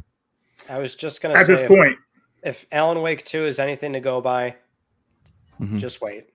Yeah, somebody will pick it up. So I just want to say that all of you grumpy people out there who are like, no physical, no buy, keep it up. You're doing great. We're going to make them release physicals one way or another. If they only make half the money they think they're going to make, they go, physical sounds good. But at the same time, like, I don't know, you got to support it. So like I said the same thing when Baldur's Gate 3 came out. I was so upset because like I wanted that game so bad. I was like, I love Baldur's Gate 1 and 2. This game looks so good, but there was like no physical. And then when they finally did release the physical, the Japanese copy or whatever, like it was like one disc and like it wasn't all on the disc. It was like one of those fake physical releases, I call it, where it's like they released a physical just to say they did, but you're not really getting it. You know what I mean? But so then when they finally were like, all right, here's the full version. Everything's on the disc. Here's everything you've been complaining about and waiting for, Joe. I was like obligated to get it in my mind. I was like, I have to support this.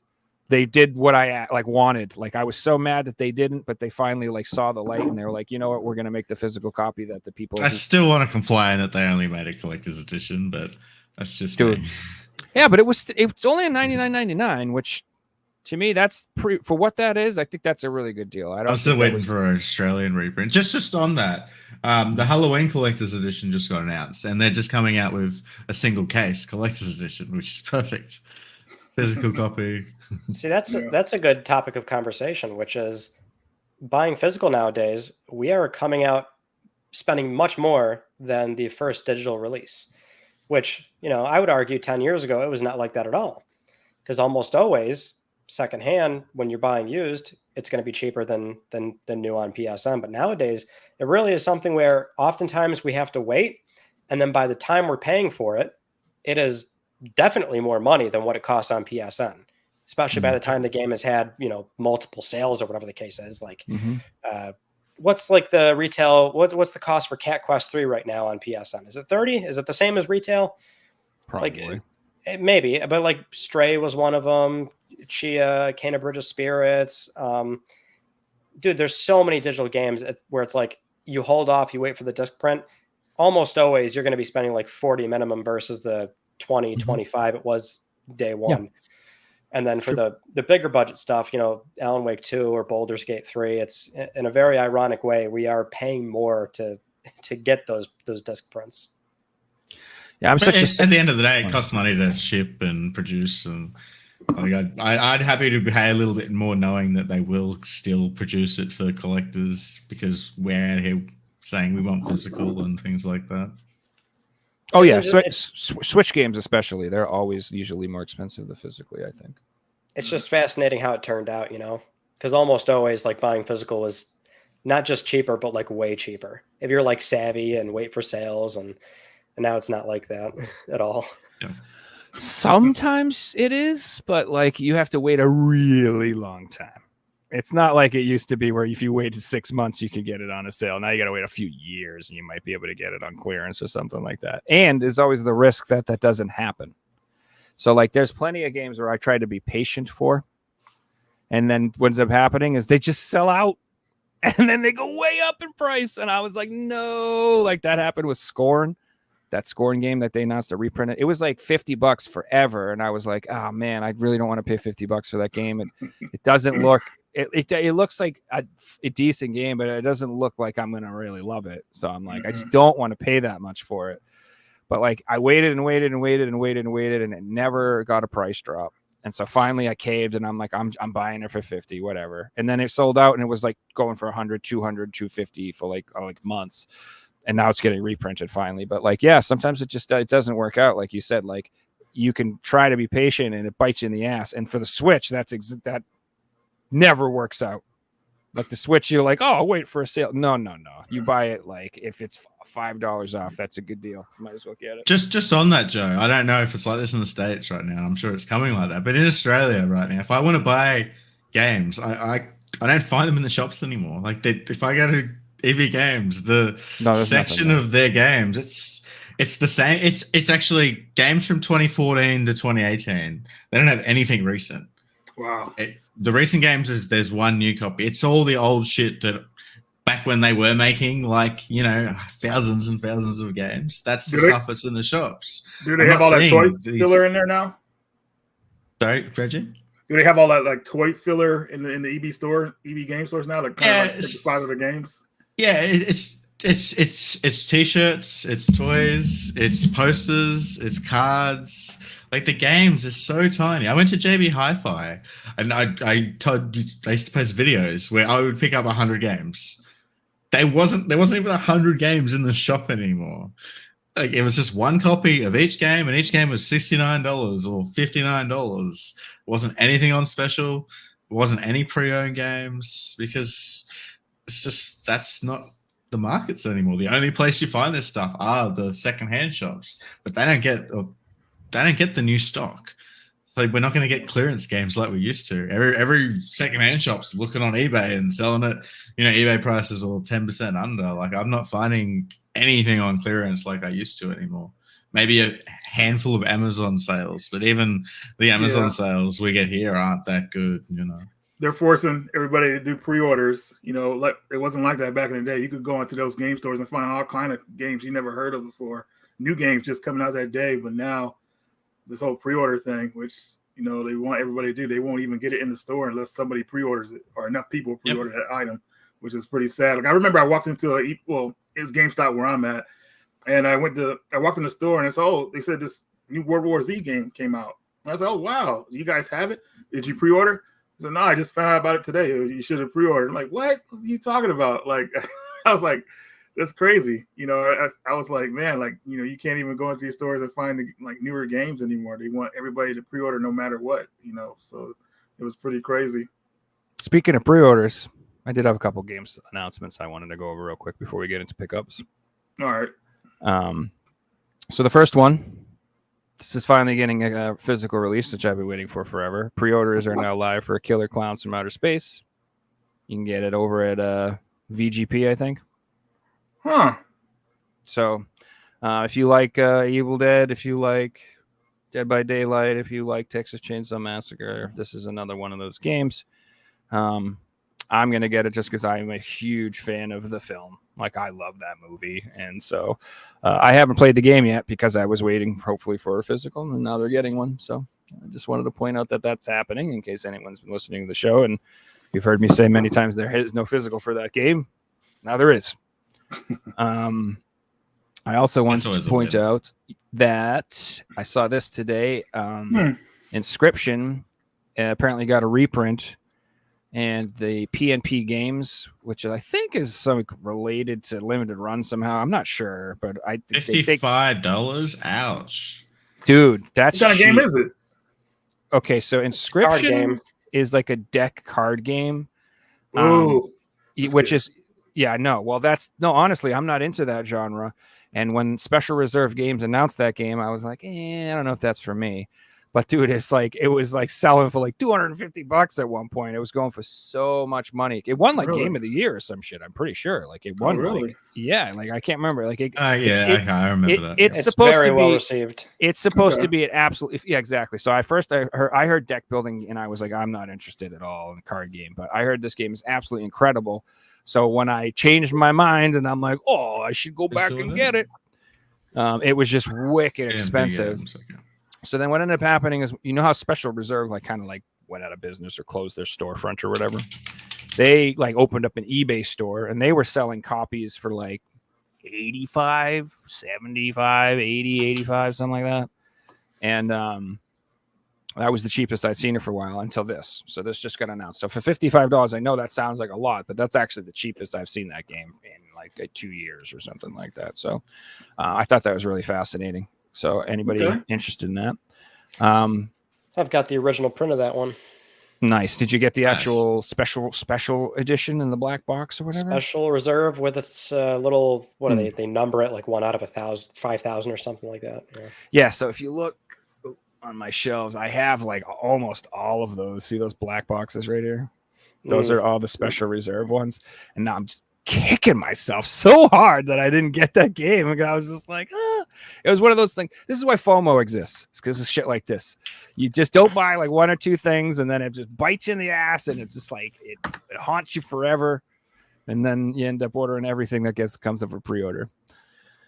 So this is interesting. It's not a game, but I did want to point this out because I'd show this off on the podcast, and this is it was really hard to find a copy of this, but Ninja Scrolls getting a limited edition Blu-ray release for the 30th anniversary. And if you tried to get a copy of this, it was really expensive online. I had to order mine from Europe even to get a copy. So if you're into anime or into 90s anime, or if you ever wanted a copy of Ninja Scroll, I would totally get that because it's going to sell out and be insanely expensive like it was right before that got printed. So yeah, I would definitely recommend it. And then lastly, I'm going to talk about this. I'm obsessed with Evil Dead. It's like my favorite thing in the world, like my favorite movie. I have tons of stuff, shirts, board games, everything. I love Evil Dead. So the fact that they're making a new Evil Dead games in itself is just amazing.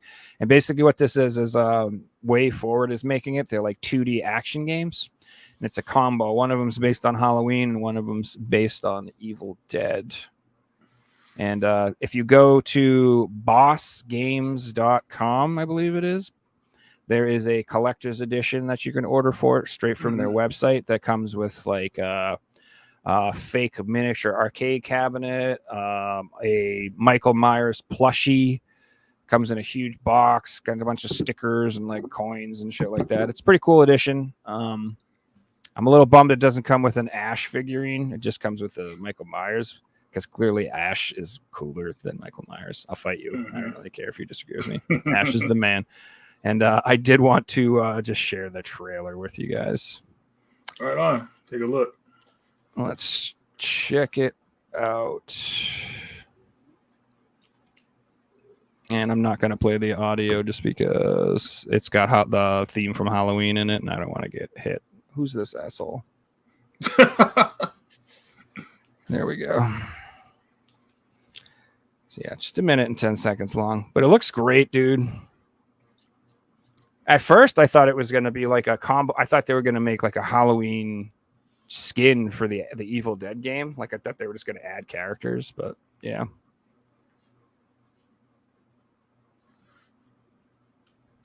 I mean, dude, what? You kidding me? Yeah, this looks good. Oh, it looks good, man. Heck yeah, Animations. Yeah. dude. You get to play as Michael Myers is murdering everybody. I don't think that's normally how games go, but I'm down with that. And this is what I'm all about. So the only thing about this that I'm a little disappointed in, as far as I can tell, I do not believe it has Bruce Campbell as like voice acting or whatever. Now, I could be wrong. Maybe that he is, but they did not show that in the trailer at all. And I just feel like they would. You know what I mean? Right. Like they would. Right. If he was in it, like that would be a major selling point. So it'd be foolish of them not to show it. So I just had to point that out as an Evil Dead nut that game's coming out. I just was like so excited when I saw that. Also, Did you guys hear? Supposedly, they're making an Evil Dead cartoon. Oh, they are. That's 100%. And Bruce Campbell is going to be voice acting in it, which is what that's a great idea because he's said before he's just too damn old to keep making Keep doing it. Yeah. He's like almost 70 years old or something. He's like, I can't be running around covered in blood with a chainsaw on my arm fighting monsters and being 70 fucking years old. Like it's just no, dude, I'm done with that. So they've tried to like reboot it with new casts and they're trying to make new Evil Dead movies. And those are fine. If you guys saw the new Evil Dead and Evil Dead Rise and stuff, they're cool. Whatever. They're fine, but they're not Ash. They're not Bruce Campbell. And in my opinion, Bruce Campbell is Evil Dead. Like he is Evil Dead without Bruce Campbell. It's just not the same. It's not it. So I'm so glad that they're doing this because now we can get more of Ash. He can keep doing it. So that's really cool. Yeah. What were you going to say, Reggie? I'm sorry. I mean to cut you off. No, right on, man. That's good news. You know, I think Bruce Campbell has enough to do one more Evil Dead movie, but I mean, I don't know. I felt like Evil Dead, the series, kind of like. If they can trot Harrison Ford out in his freaking 1,000 years old to make Indiana Jones. I just thought about that. They can do the aging stuff. Yeah. Well, it'd be expensive, but sure. they can make that happen. They could make it happen. Yeah. But will it? I don't know. They won't, but I hope so. They do. If they do make it, they'll make it with a new cast, which they'll bring Pedro in from the show and everything. The show is great. I don't know if you ever saw the show. All right. Let's talk about it. Do you guys want to do pickups? Yeah, I'm down. Yeah, let's do it. Let's show some stuff off. Sweet. Can you mind if I go first? Just because I don't have a lot of stuff. Yeah, go for it. Really, really anticlimactic if I go last. What do you got? These three things. Shit. All right. So I don't have a lot of stuff because, like I said, we've done 3 episodes in like 3 days, and I mean, there's only so much stuff to go by. So the first thing, not good enough, Joe. We have to talk about this. I know. Well, if you want, I could just lie and be like, "Oh, I just got this. What else? I just got a Tomb Raider the other day, guy." I'll just show off stuff I've never shown off. All right. So the first thing I picked up is I got Final Fantasy Freddy Help Wanted 2. Yes. So this was on sale on Amazon for $19.99, and that's a good price. So I grabbed it. And ever since the PS4 VR2 price drop and like everybody went crazy buying all those things, I've just been like starting to feel the FOMO a little bit on PSVR2 physical titles. And like before, I was kind of collecting them lethargically, like whatever. I was just grabbing them here or there. But now I'm kind of like, oh man, I feel like I should get the ones I want at least before they're sold out. Because I don't know about you guys, but I don't think they're going to be doing like reprints of these games. And I don't even know if they're going to be manufacturing more PSVR 2 headsets. Maybe we would have talked about that, but I mean, I don't know. You think they're going to make another batch? I'm not even sure if they're just going to give up on it completely. But I just, I guess I wanted to grab this. Oh, another one title, by the way, that I wanted to mention to you, Reggie, is there's a PSVR horror game that I ordered from Play Asia. It's called Overdark. I don't know if you've heard of it. But it's based in the same world as those Do Not Open games. Oh, really? You're talking about? Yeah. Yes. Yeah. And it's like only available in Europe. It's not getting a Western release. And it's a horror game. It's PSVR 2 only, so you do need to have a VR 2 to play it. But I just feel like that game. It's scary though. Those Do Not Open games are pretty terrifying. Yeah, and this game looks good, and it's kind of obscure. It's kind of hard to find, and I think that down the road that's going to be a bitch to get. So I would recommend finding that one. That Dark game, even if you don't have a PSVR 2 now, if like you ever plan on getting one down the line, that's just one of those games I would snag. So this other game, remember where I was talking about like, I usually wait for a sale. Mm-hmm. I was waiting and waiting and waiting and waiting and waiting and waiting and waiting for this game to go on sale, and it just like basically never did. And so I started to get worried that it's going to sell out and be hard to find. So I just bought it for full price, which is only $40. It wasn't that expensive, but I grabbed Ghost Runner 2. Oh wow! These games are really dope. Like I really like them. They're like first person speed running games, I guess you'd say. Like I don't know, they're like super intense, like Mirror's Edge action. Yeah, kind of like you're running around and you're bouncing off stuff and you're like fighting enemies and you kind of have to do everything as like fast as can. There's like timers and like rankings and stuff to do everything is super fast.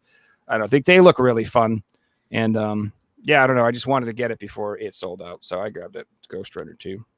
It's the kind of game where like each level is a very short burst, and in the manner he's talking about, it's like there'll be a number of dudes out and you can wall climb and jump around and shoot bullets. And basically if you get hit, you die right away. So like the level restarts immediately. And it's just kind of like this very awesome kinetic, like you keep dying over and over again, but you get that one little run that's perfect and you kill everybody all in one go. And there's like 80 something levels. It's a pretty big game. Yeah. It's like, what's that? It's like Hotline Miami kind of, if you think of it like that. Sure. way. Yeah. So it's like not obviously very different, but that style of, like you said, it's like you're trying to get that one perfect run where you kill everybody without getting shot, and you know the better you do it, it's just fun. It's right up my alley. And Ghost Runner 1 came out on PS5, and so I had to have Ghost Runner 2. So and then my last pickups, they're not games at all. They should just randomly things. So like one of the things that like I don't know, I consider myself a proper nerd. But like one of the things I'm kind of weak on and I don't really know much about is comics. Like I really don't know much about comic books. So I've just been kind of like delving back into that world a little bit. And one of the ones that I did like to read a lot when I was a kid was Lobo. I don't know if you guys even know Lobo is, but I decided to start collecting Lobo again. Right on. So I picked up, these are like the first 4 Lobos or whatever in the series 1 through 4 or whatever. Okay. They're still super cheap. They're not expensive or anything, but the way I describe it, they're like I said, I was like an edgelord and I was a kid, so I liked anything that was offensive and over the top and like basically anything like you weren't supposed to be reading or watching when you were a kid. You know what I mean? I always like horror movies when I was 12 and just anything I wasn't supposed to do. That's what my favorite thing to do was. So Lobo is like this really edgy, violent, over-the-top character. A lot of people have compared him to Deadpool. Like he's the Deadpool of DC. And the reason I decided to jump on these now is that you noticed how like the Deadpool movie came out and like all of a sudden everybody wanted Deadpool stuff and the Deadpool game is insanely expensive and everybody wants that game right now. Well, there is they're going to be making Lobo movies soon. And I've heard Jason Momoa is going to be Lobo. He's not going to be Aquaman anymore. He's going to be Lobo. And I just have a feeling that most people have no fucking idea who Lobo is. And when those movies come out, people are going to be like, this is cool. I like Lobo. And then this stuff's going to be a little more sought after. And I feel like these comics are going to be a little harder to come by. Maybe they're going to go up in a little price. So I just wanted to get them now. There's only like 60, I think, total in the whole series or whatever. And then he's like, makes appearances in other comics and shit. So anyway, the point is I'm going to collect a bunch of Lobo stuff now while it's still cheap and nobody cares. But you never know. I might look like a genius in like a couple years if all of these are worth 10 times as much because all of a sudden everybody loves Lobo. So, but because do you guys ever heard of Lobo? Nobody, right? Never heard of it. I heard of him last week when you started talking about him. Yeah, I mean it's really like edgy, stupid. It's like, look at that bite me fanboy. Like it's like really like, cringy stuff. So, you got beautiful artwork like this. I'm not even sure what to make of that. What? Exactly. Okay. It's good stuff. So I don't know. Like I said, mark my words, in a few years, everybody's going to be knowing who Lobo, or maybe it'll be the worst movie ever made and totally bombs, and everyone will be making fun of me. Like, can't believe you own that, loser. No. I mean, either way, if you do bad, look at the breakdancing Australian from the Olympics who now is. Oh, Raygun? Yeah, exactly. Raygun. She's an inspiration to us all. So if you do really bad, you blow up as well. I had no idea that I currently possessed enough skills to perform breakdancing in the Olympics, but I do. I could do that. I could do just as good of a job as she did. Whoa! Settle down. Right partner. now. Settle Right down. now. What are you on right now? Raygun killed it out there. It's true. That shit was tight. Dude, all I know is I've seen so many good memes from fucking Raygun. My favorite one I saw today was the kid from Karate Kid doing the crane kick, and she was over there like doing this right next to him. Seen the windscreen wipers on the car. Yeah. I don't know about you, but that was a lot of movement out there. Like, I'm getting old, son. That shit would hurt if I tried to get out there and do some shit like that. That's true. I got carpal tunnel. It might have looked But silly. she did the whole like, when you send a game in to get graded, to get like the lowest mark possible. She did that. I've never seen a score that low. I didn't know it was possible. That's a lot of energy. I'd be breathing heavy as hell after that. Me again? Oh. I haven't got much stuff, so I'll go through. For the first two, I ordered this game off eBay, and the guy messaged me saying, "Hey, I live around the corner. Do you want me to drop it off?" And I'm like, "Yeah, sure." Oh shit! It's so weird. We're gonna have to prove our skills, apparently, boys. We demand a dance off. So anyway, I looked for his store, and I'm like, I'll make it worth his while. I bought something else. First one is Crash Nitro Kart. Hey. This is, as I was saying, I'm going through like my PS2 collection right now and finishing out series. So this is like $15. You know, it's a Crash game, super fun. I've had it as a kid. Black Label, really nice copy. And then the other one was on the 3DS. We got a copy of New Super Mario Brothers 2. So it turns out the guy's actually like a YouTuber. He just started making YouTube videos. Checked out my channel. That's why he like wanted to come around. He actually wanted to meet me, but turns out I was at the post office. So like wrote me a note, which is pretty cool. But yeah, he started making YouTube videos, going to like garage sales and picking up games on Marketplace and selling them. And yeah, it's pretty cool to get new people out there. I'll leave a link to his channel in the description if anyone wants to check it out. Next, we move on to my next obsession, which is Pokemon. I'm trying to collect them all, as you guys may or may not know. And by meaning that, I mean all the games and all the Australian versions, which it's quite difficult to get Australian versions of these games. They can be double the price of like the UK or the US copies, or even 5 times the price in some instances. But here's some that I picked up recently. So it's cool to knock out this set. So we got Pokemon White. I got this one for $95, which is like $15 cheaper than what it usually goes for. And we got White 2. And I got this one for $180, and it goes for like $200 every single day on eBay. So I'll take that. Yeah, it's nice to have. Glad I don't like Pokemon. I'm down to, for the mainline set, just Pokemon Platinum, Emerald, Sapphire, and Leaf Green. And then I've got them all. But then there's spin-off titles as well. And I think there's 17 titles total for every single one. So maybe in the next 3 or 4 months, we'll complete the set. But it's all about condition now. Like, there's copies of Sapphire. There's like 20 copies on eBay. I'm not interested in any single one. They're all... No, they don't tick the boxes. Next, I actually got a package this morning from a guy over in the Netherlands. We got some really cool stuff. So the first one's interesting. I'm a Chelsea supporter. So here we have FIFA 15, the Chelsea edition. And this is actually quite interesting. I wasn't sure how this worked. It's actually got 2 artworks in there. So this is a separate artwork. And then once you remove it, it's got the regular FIFA 15 artwork behind it. I'll show you guys. I was just going to say, that's very unusual. Yeah, so that's kind of cool. So what it was over in Europe, a lot of clubs do this, and it's part of like a membership package. They'll include a copy of FIFA because, you know, most of their members buy FIFA anyway, and it'll be like a special club edition. And some of these editions go for hundreds of dollars because there'll be like 200 copies. And you know, the Dortmund, for example, in PS3, they have one with 500 copies, and it's like a $200 game because Dortmund supporters are crazy and all want this. But this was like $15, so I'm really happy to have it. It's pretty cool for their collection, and as a Chelsea fan, I'll definitely have it. And now these next 2 are both slipcovers. As you guys can see behind me, these are all PlayStation 3 slipcovers up to about here. I've got like 120 of them. I'm kind of going for a full set of worldwide slipcovers for the PS3. I'm missing like 20. There's always more being discovered. So this one's interesting.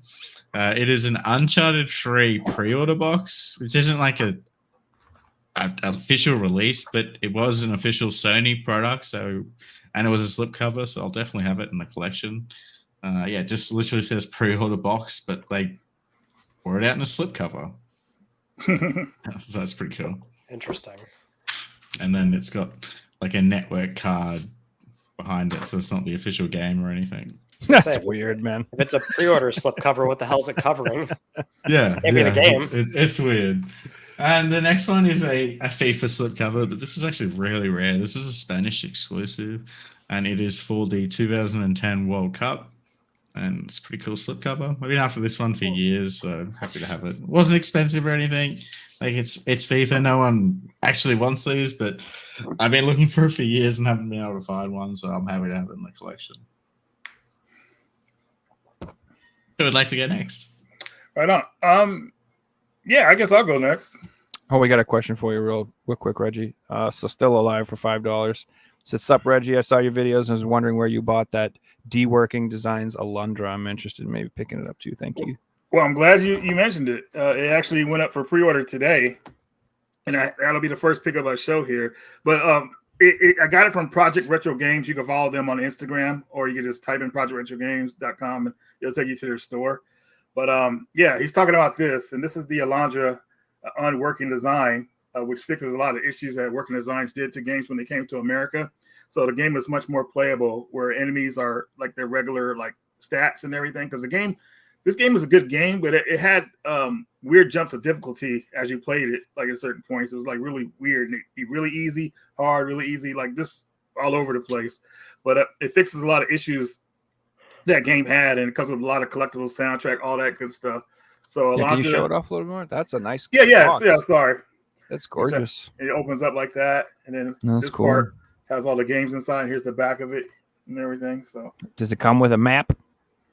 it does actually. Well, I think it does. I can't remember. I did an unboxing of it. I think it comes with everything but a map. But no, it does come with a map. It comes with like 3 posters actually too. So it's pretty crazy what's packed in here. But yeah, that pretty cool. That is cool. Also, if you want to play that game, you have to have a modded PS1 because they weren't able to figure out the disk wobble detection. They just overrid it with the chip system. So make sure your system's modded if you pick this game up. And then we have, this is probably the game of the year, man, right here. I forgot to talk about this.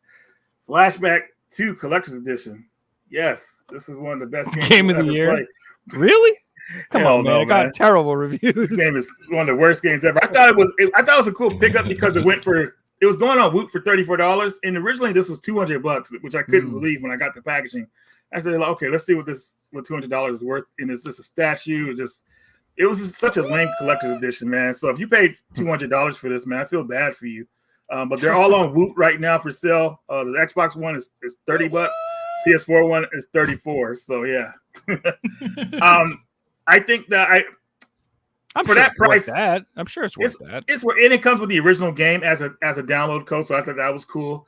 But as far as like thinking you're going to get a good game here, I mean, it's really up to your imagination for what you anticipate from certain games. It's definitely not what Flashback is. They tried something new with it when they should have just stuck with the old. But somebody might like it. That's such an iconic controlling game, the way it's like Prince of Persia, the original, or something like that, or I don't know. It's just, why would you make that if you weren't going to make it like that first game? You know what I mean? Like, why even bother? I don't know what I'm trying to say. Like, it's such a niche title. Why wouldn't you make it like that? I think what they do is they want to play it safe, so they'll say, hey, just use this IP and then put our game on that. That's what they do. Instead of like just creating their own IP. But I did want to mention these movies. I think I mentioned to you guys before, but if you haven't seen these movies, you need to pick them up. They're great movies. And Ryan, are you a fan of the Dead Rising games? Yeah, I enjoy them. Oh, right on. Well, just to let you know, they got Dead Rising movies, which are actually pretty good. They were so good. Nice. I had to get the physical copy of them, man. So the first one definitely stays to the source material. The second one deviates, but it's still a good movie. So definitely keep your eye out for those of you if you're a Dead Rising fan or just curious in general. And then this movie is definitely a better movie than Terminator 3. This is Lady Terminator. And the tagline is, first she mates, then she terminates. And dude, this movie's great, man. I'm telling you guys, it's something else, man. It's got the red DVD cover. It's just, man, it's just great time with this movie. I'll probably watch it tonight because I got it pulled out. But yeah, definitely check that one out. And then here, let's see. I think you got this one, Joe. Super Zangura. Yeah, it's like a Castlevania game. But I love that game. Oh, nice.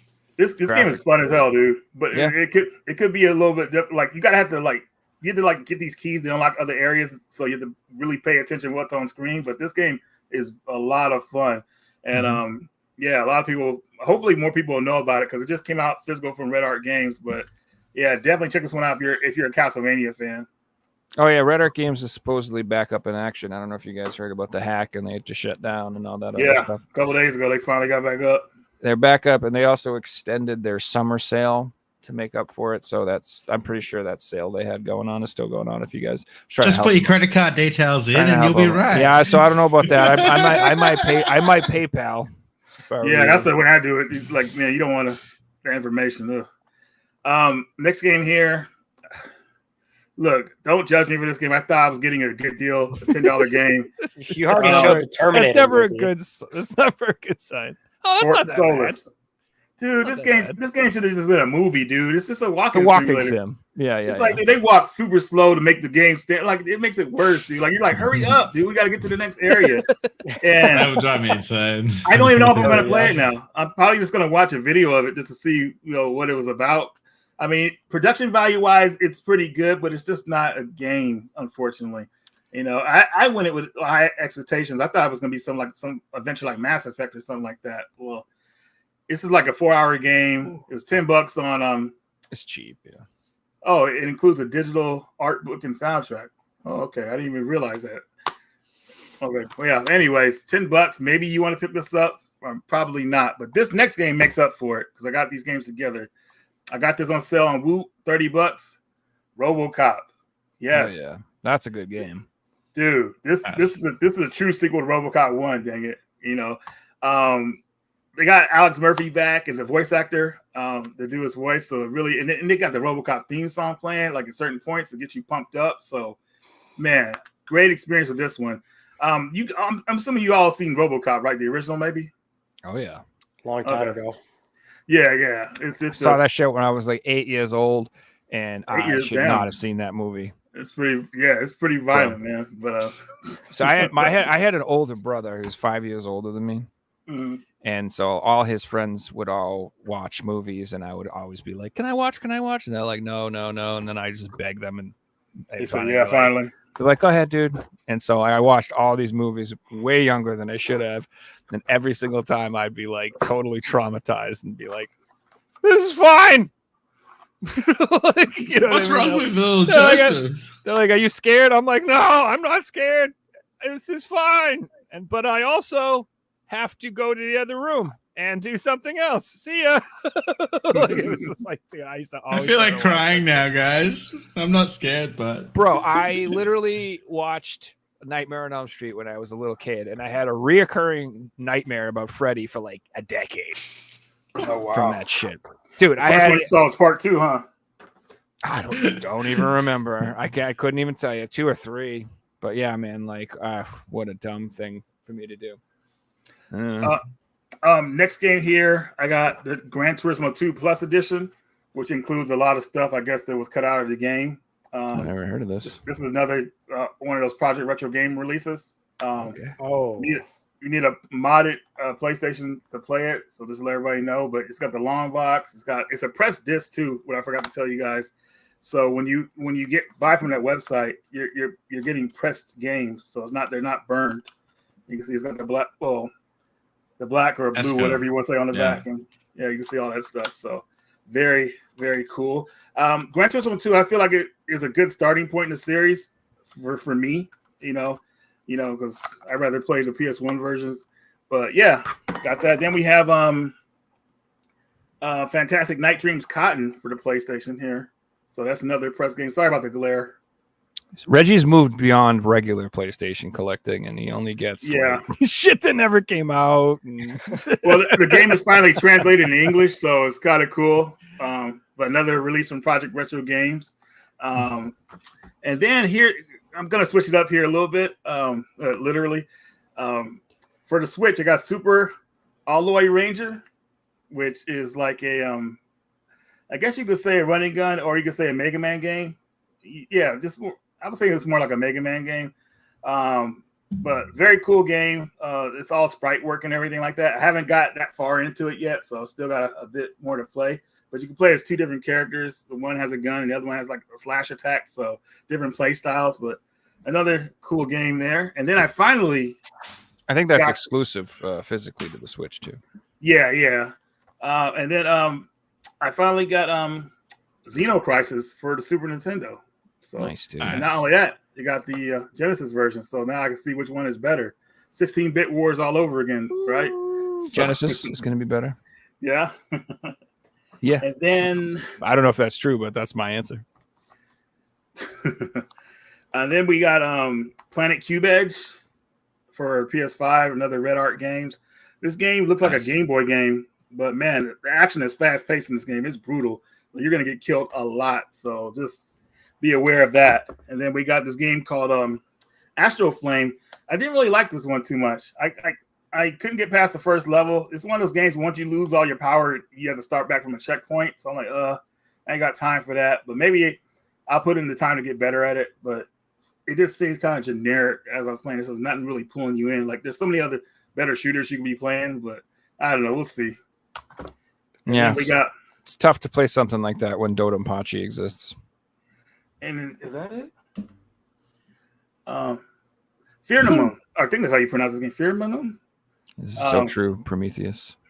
This game is actually pretty cool. That one looked pretty good. Fearmonium or whatever. Yeah, Fearmonium. That's what I was just saying. Dang. This one kind of like reminds you of like Cuphead in a way, but it's more like the way the graphics look. Not different play style, but it's pretty twisted. And the transitions from this game are pretty crazy. Like, it's about this boy, he's having a nightmare about this girl, and like as you're playing as the girl, you can be running in a certain area, and the game will transition, and you don't even know it's transitioning. It'll like back out of screen, and then you see the vision of the boy's eyeball, like what he's seeing in his dream. So it's got cool transitions like that in the game. So this one definitely really cool.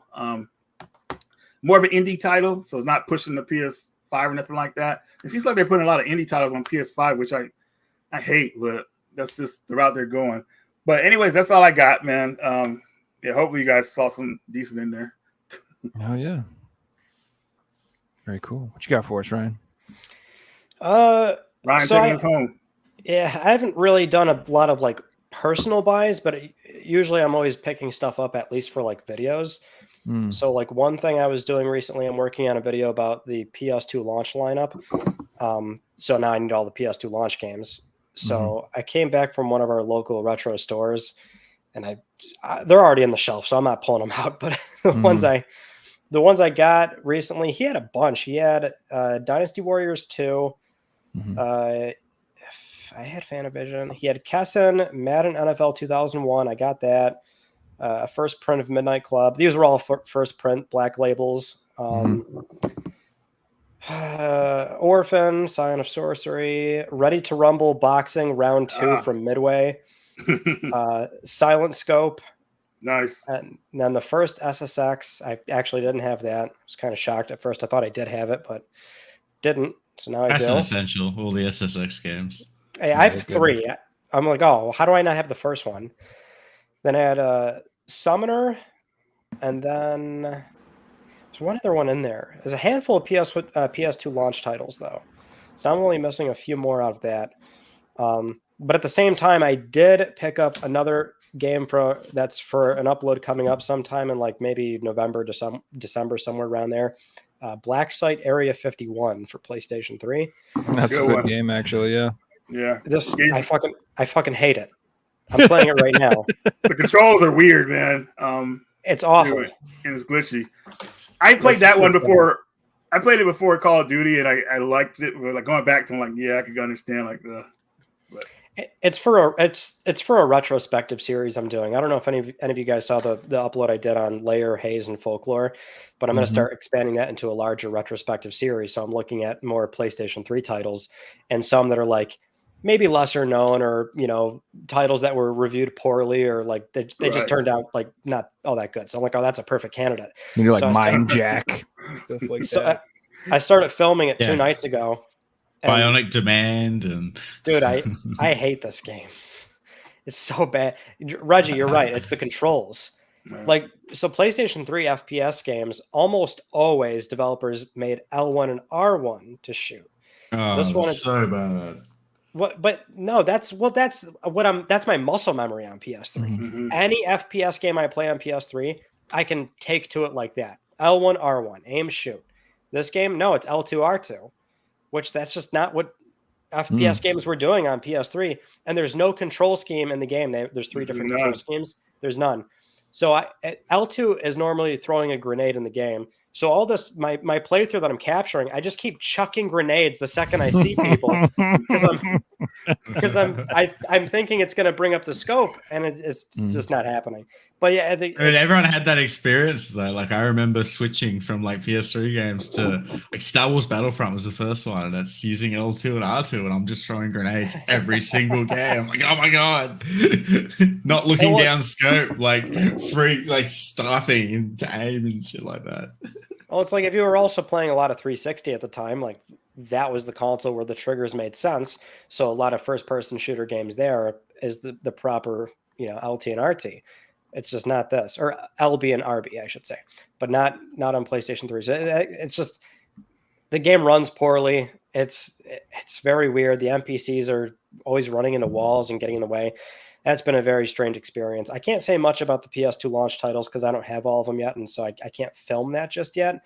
That was like a handful of stuff I just came home with. And then the other sort of not gaming thing I'm doing right now, which like I outlined this in a recent pickups video, which is like I'm not buying nearly as many retro games nowadays because I'm funneling my money into a different hobby, which is Yu-Gi-Oh!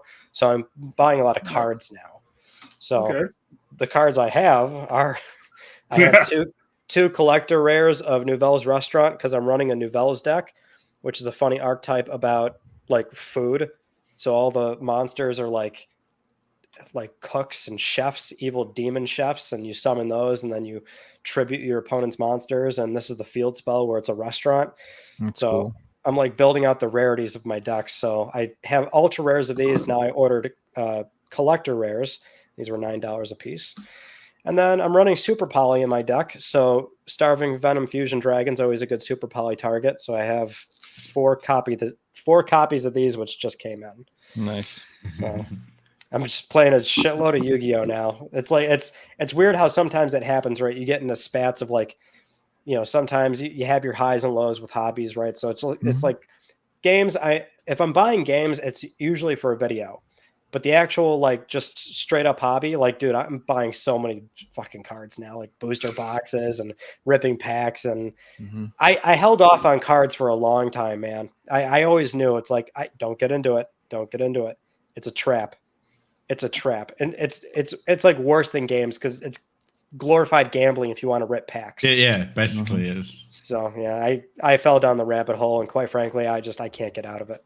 Do you have Is that a Blue Eyes jump? Blanket behind you? Yeah, the blanket too, right? Like that's obvious. Right That's here, it's so like cool. it's right out of view. But if I move that over, the very top shelf right there is a bunch of like PSA cards I'm getting now too.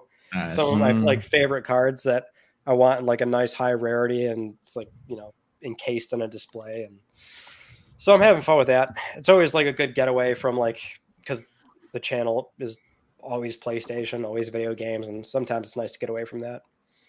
Yeah, that's awesome. That's sort of what I meant by like my collecting is very ADHD in that way, where like I'll be like all about PS1 for a little while, and then I'll be all about DVDs for a little while, and then I'll be about CDs for music for a while. Like you said, like I like to collect. It's just a bug. I have the collecting bug. I like to collect all sorts of things. If there were cool spoons, I'd probably collect cool spoons. If you have me, you know what I mean? Like I don't care. I just like collecting. So it's nice to sometimes like have a little refresher. And also it's really nice. So I don't know about you guys, but like obviously collecting was a lot more fun back in the day when everything was cheap and available, and it wasn't like so painful to buy some of these games. Like it's not as fun to buy a game for $150 as it is to find it for cheap or whatever. So it's like it's nice to collect something that like isn't crazy like that. You know what I mean? Like these Lobo comics were like a couple bucks, like they weren't like a lot, and there's like 60 of them, and I'm like excited about that. I'm like, cool, I could actually collect something that I'm having fun that I like. And like you said, some of those cards are like $8-9 a piece. So that's not like killing you. That's just fun. Like it's fun to collect stuff like that. Whereas sometimes it's just like, it's like collecting games is work these days.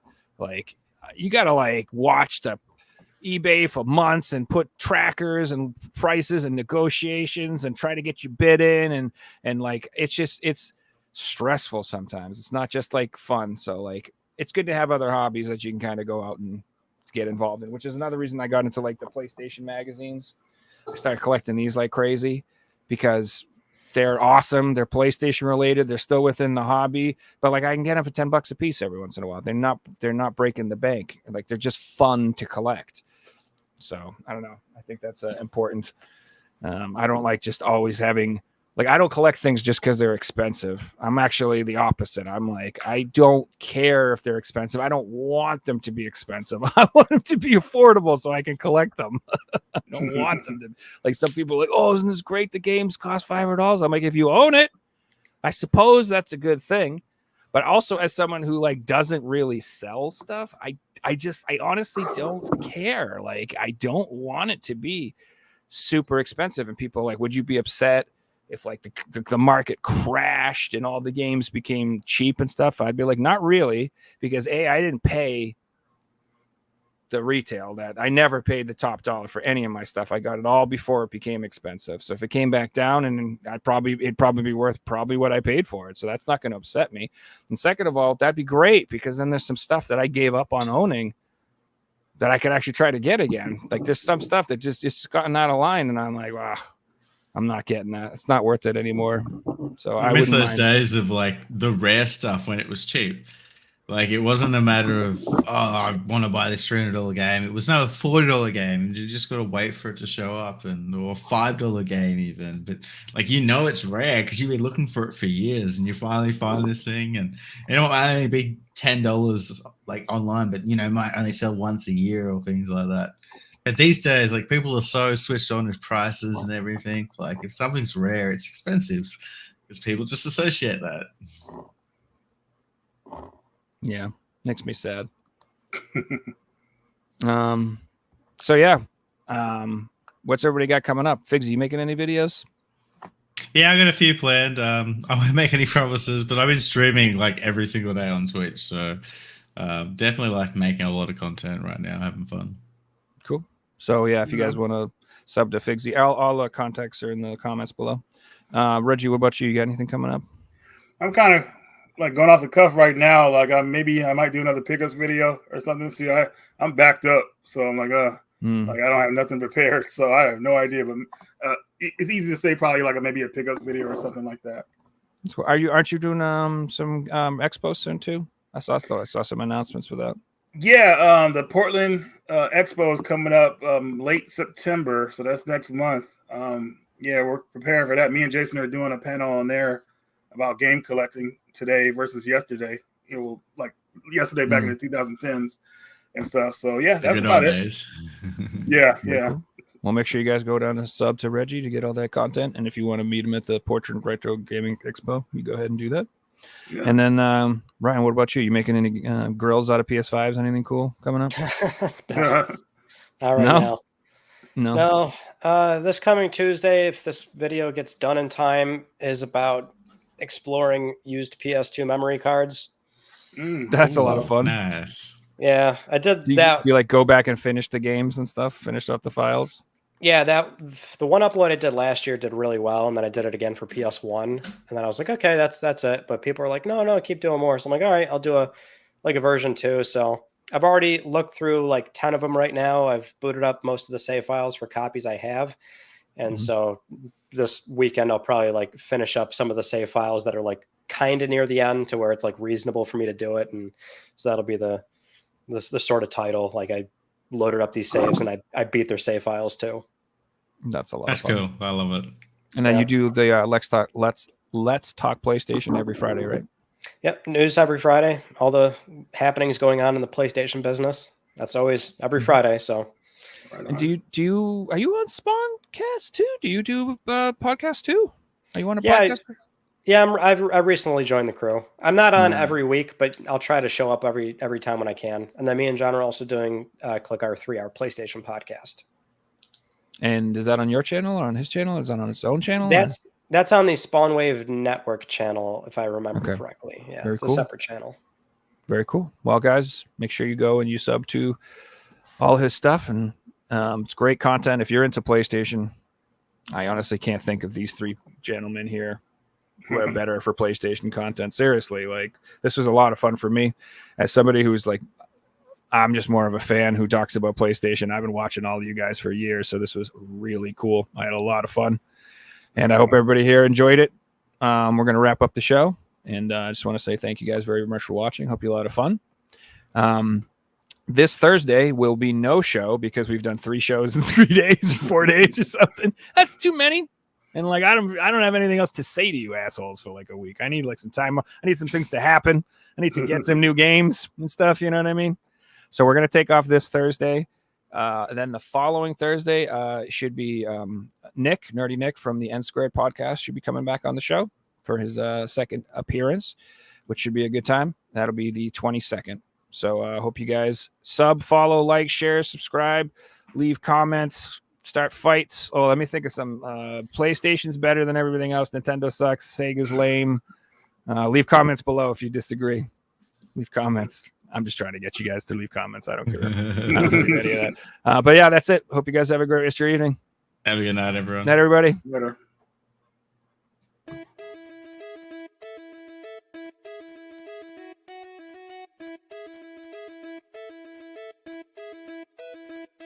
You found